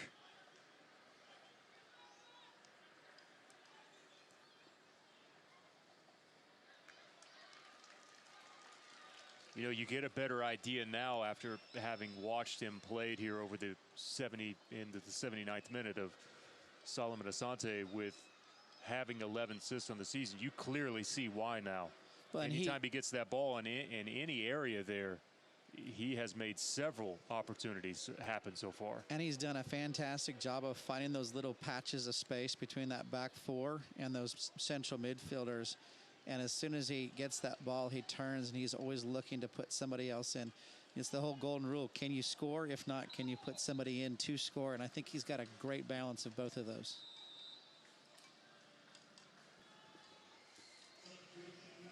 This will be a sub here for the Roughnecks now, as Silva's night is over, and we will have a chance to see Toby Uzo on for the Roughnecks.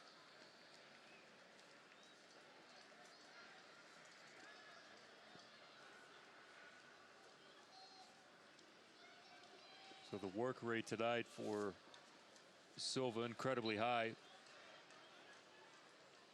Uzo, the native of Nigeria, comes to Tulsa via way of Colorado Springs Switchbacks FC.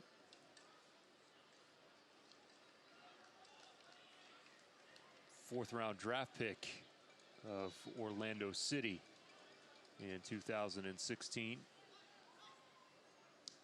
Played 196 minutes so far. Too deep there for Flemings to run onto. And a giveaway from Stidehar here in the 80th.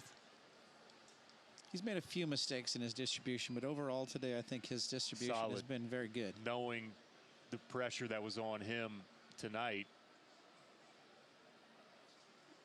he's played incredibly well. Yeah.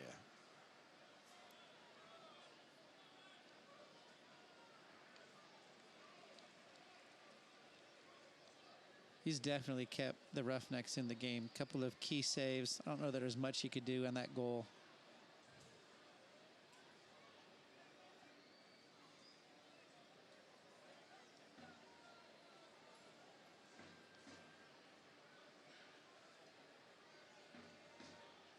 Zinde, Uzo.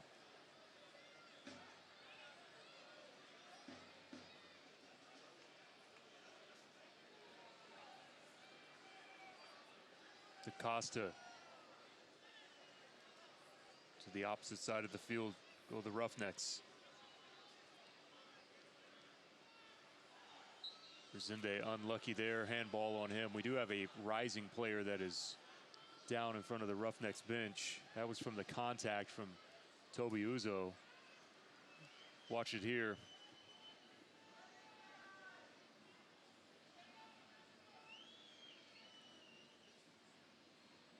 He went up to check Uzo. He's holding his groin area.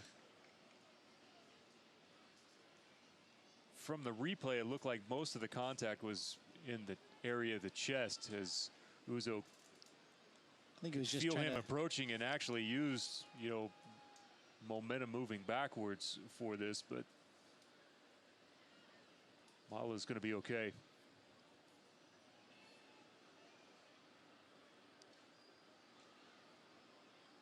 See there in the background, Donovan Ricketts kind of going through some last ditch effort to get a goal here. Some tactics.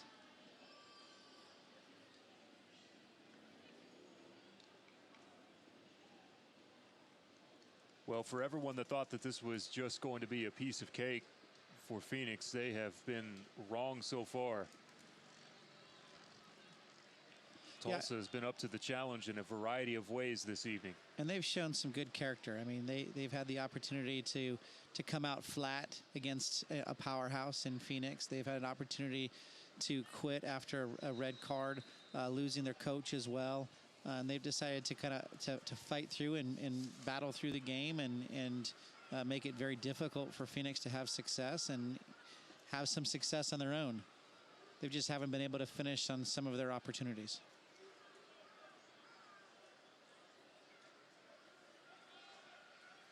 Red card in the 45th. That could have been a handball against Reyes. The assistant missed it, as did the referee.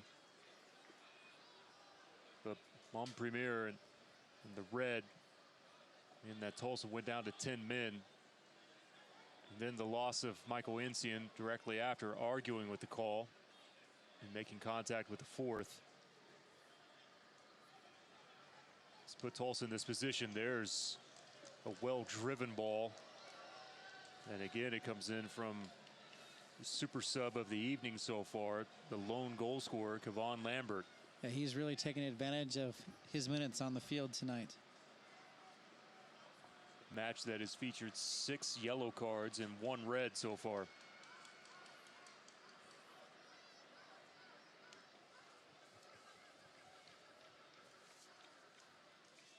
Have another sub here in a second for the Roughnecks.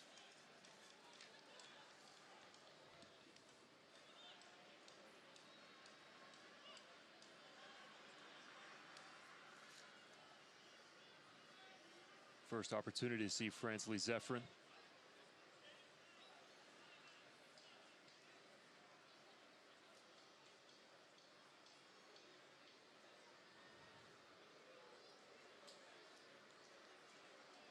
Phoenix content now to try to slow things down a little bit, and why wouldn't they? It's smart. Yeah, there's no reason to go forward, especially if the Roughnecks aren't going to pressure them. Just sit back, knock the ball around for another 10 minutes or so, and take your win and go home. I think the Roughnecks need to look at it as there's probably about 10 minutes left to go in this game, and if they're going to have anything happen, they're going to need to start pressuring the ball. Dig down deep. Calistri.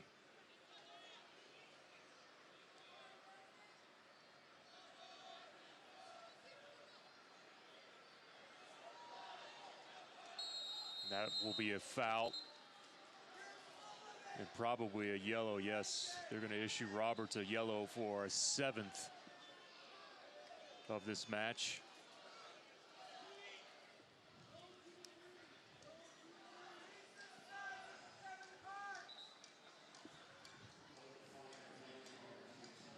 And now our first chance on the sub. Altamirano's night is finished. Fransley Zephyrin.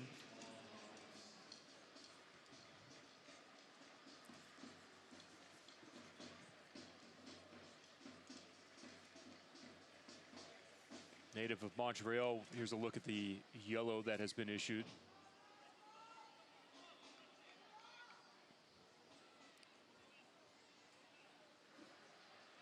Good job of Asante selling that a bit. Push Jakewa back a few more yards. It's a long 10 yards.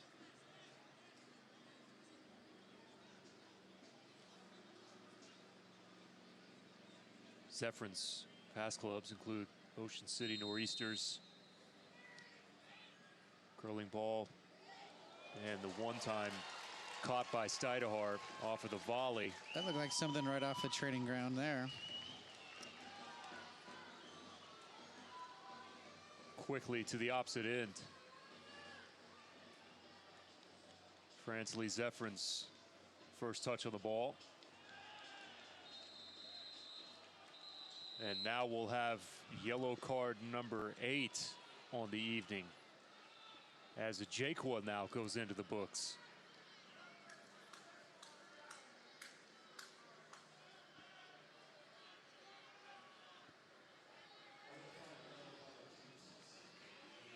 I think Jakewa was as confused as anyone.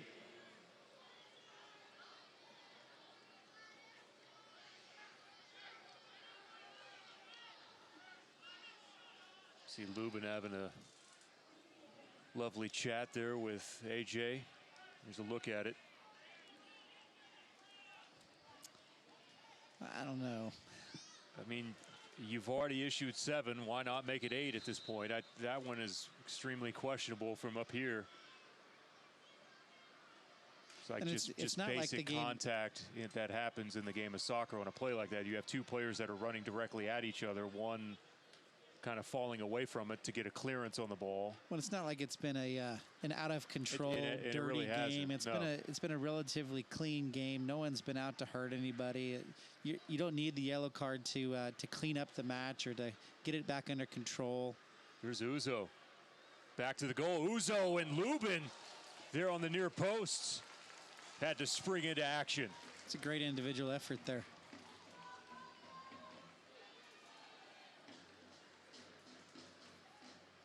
Tulsa trying to catch Phoenix resting a bit. Ball was played forward by Stidehar all the way to the opposite end for Toby Uzo. Sets up a corner.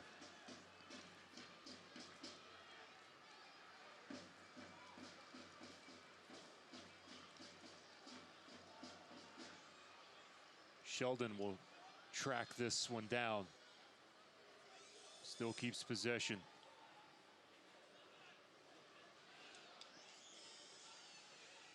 Pocket picked, Junior Flemings.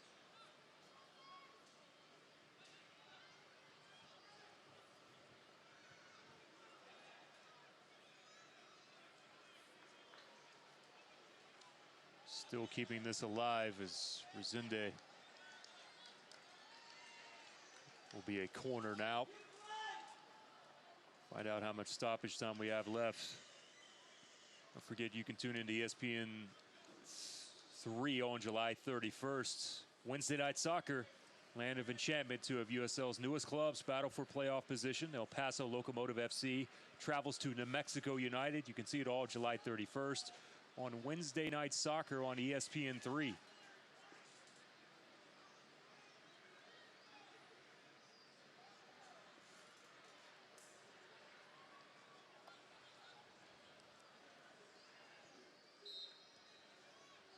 Referee says play on.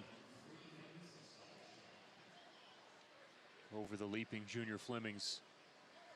3 minutes of stoppage time has been added here at One Oak. Do the Roughnecks have any magic in them?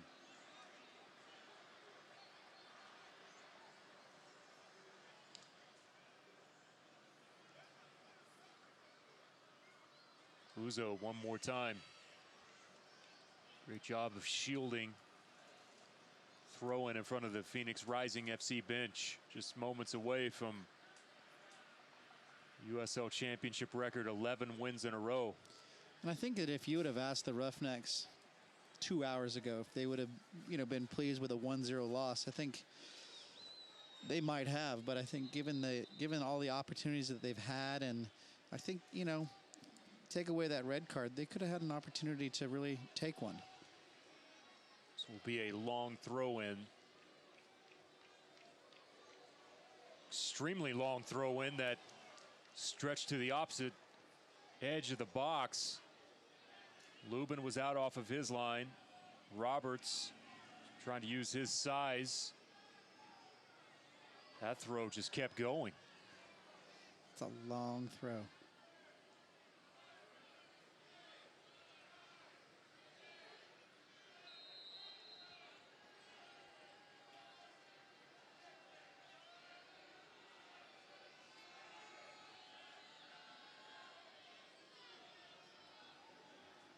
In terms of winning what would be 11 in a row, FC Cincinnati did it last year, who's now up at MLS. They had 10 wins in a row to close out the season, and their streak stopped as far as wins are concerned, but we were still talking a 12-game stretch where they were unbeaten because they finished the regular season with 2 draws.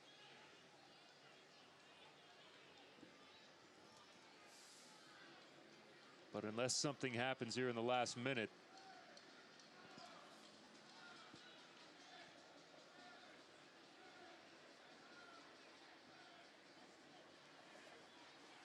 and I'd also say that Phoenix has Los Dos coming up. I think they could definitely get another win out of that. we have Matt Sheldon that's down now. Did not see what led to his agony.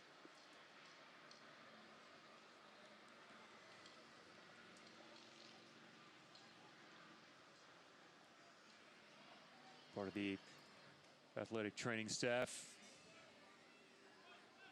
checking on Sheldon.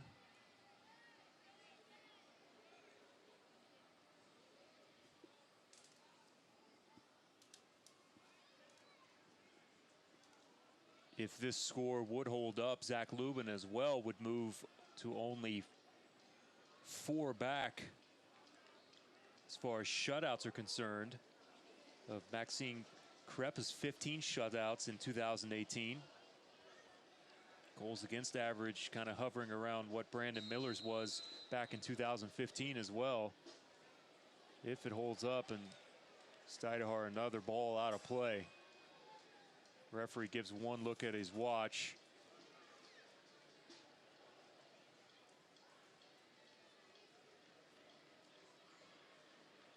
Whistle is placed.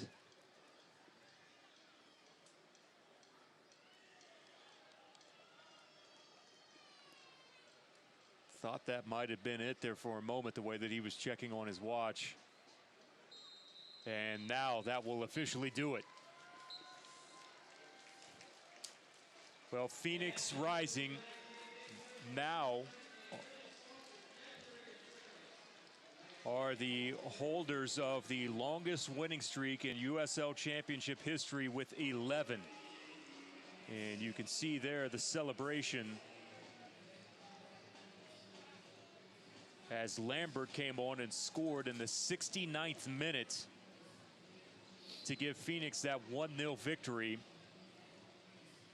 And now the last two road victories have been 1-0 victories, and here's a look at it. Perfectly placed header from John. Watch this header from the left-hand side of your screen, right there to Lambert.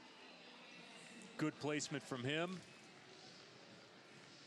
Goal number 2 on the season for Lambert. And more importantly now, 11 wins in a row for Phoenix Rising FC and 5 road victories as well in a row. That sets a franchise record. And we have seen them now with 53 goals on the season and continue to extend their lead at the top of the table in the West. It was a valiant effort from the Roughnecks, who end up falling short here this evening and played with 10 men the entire second half and without their head coach, Michael Encian. I want to say thank you to everyone for tuning in. Also to the great crew here at One Oak and the production staff for making this broadcast possible. Coach, you enjoyed it. Thank you so much. Thanks again for having me. For the coach, Troy Tokarczyk, I'm Jeremy Poplin saying have a good night from all of us here in Tulsa, where Phoenix, 11 games in a row now that they have won with the final score 1-0. From all of us here in Tulsa, have a good night.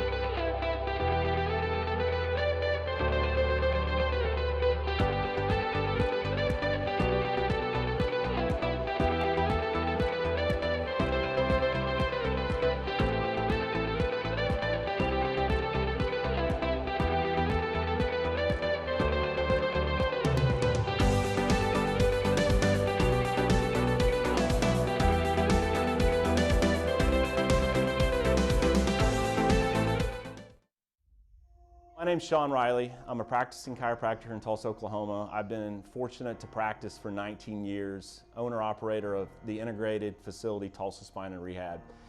This is what sets us apart at Tulsa Spine and Rehab. Integrated care. We have multiple different providers providing multiple different options for multiple different types of conditions. We have a concise treatment plan. What that means is it's not going to be open-ended. We're going to make specific recommendations. We're going to get you feeling better as quickly as we possibly can. And lastly, we're going to get you, the patient, on board with your treatment. What that means is we want to get you involved. We want to get you doing home exercise. We want you modifying activity. And what that means is we're going to try to keep you out of this office. Ultimately, we want to get you moving.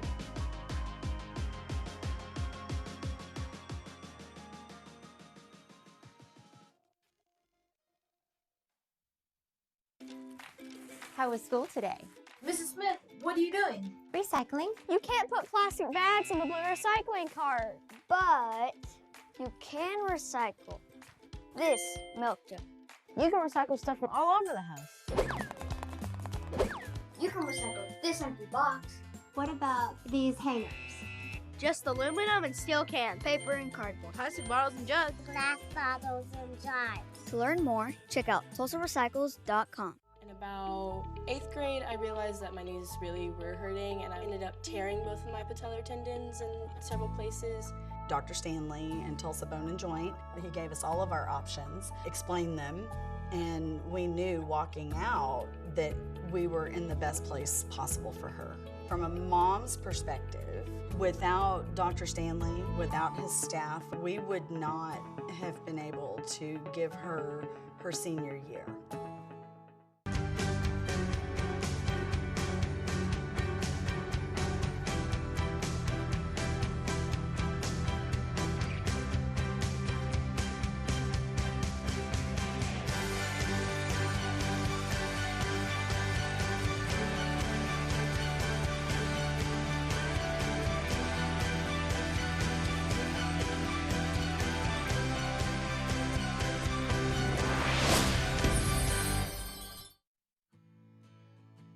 I'm Chad Smith with Becco Contractors. As an employer, we're always worried about new employees coming to the job and not being aware of their surroundings and just not knowing what they're really doing because it's a new job site. So the partnership with Tulsa Tech has really helped us take that worry out of the equation. We know that they're fully trained and ready to go by the time they show up on the job.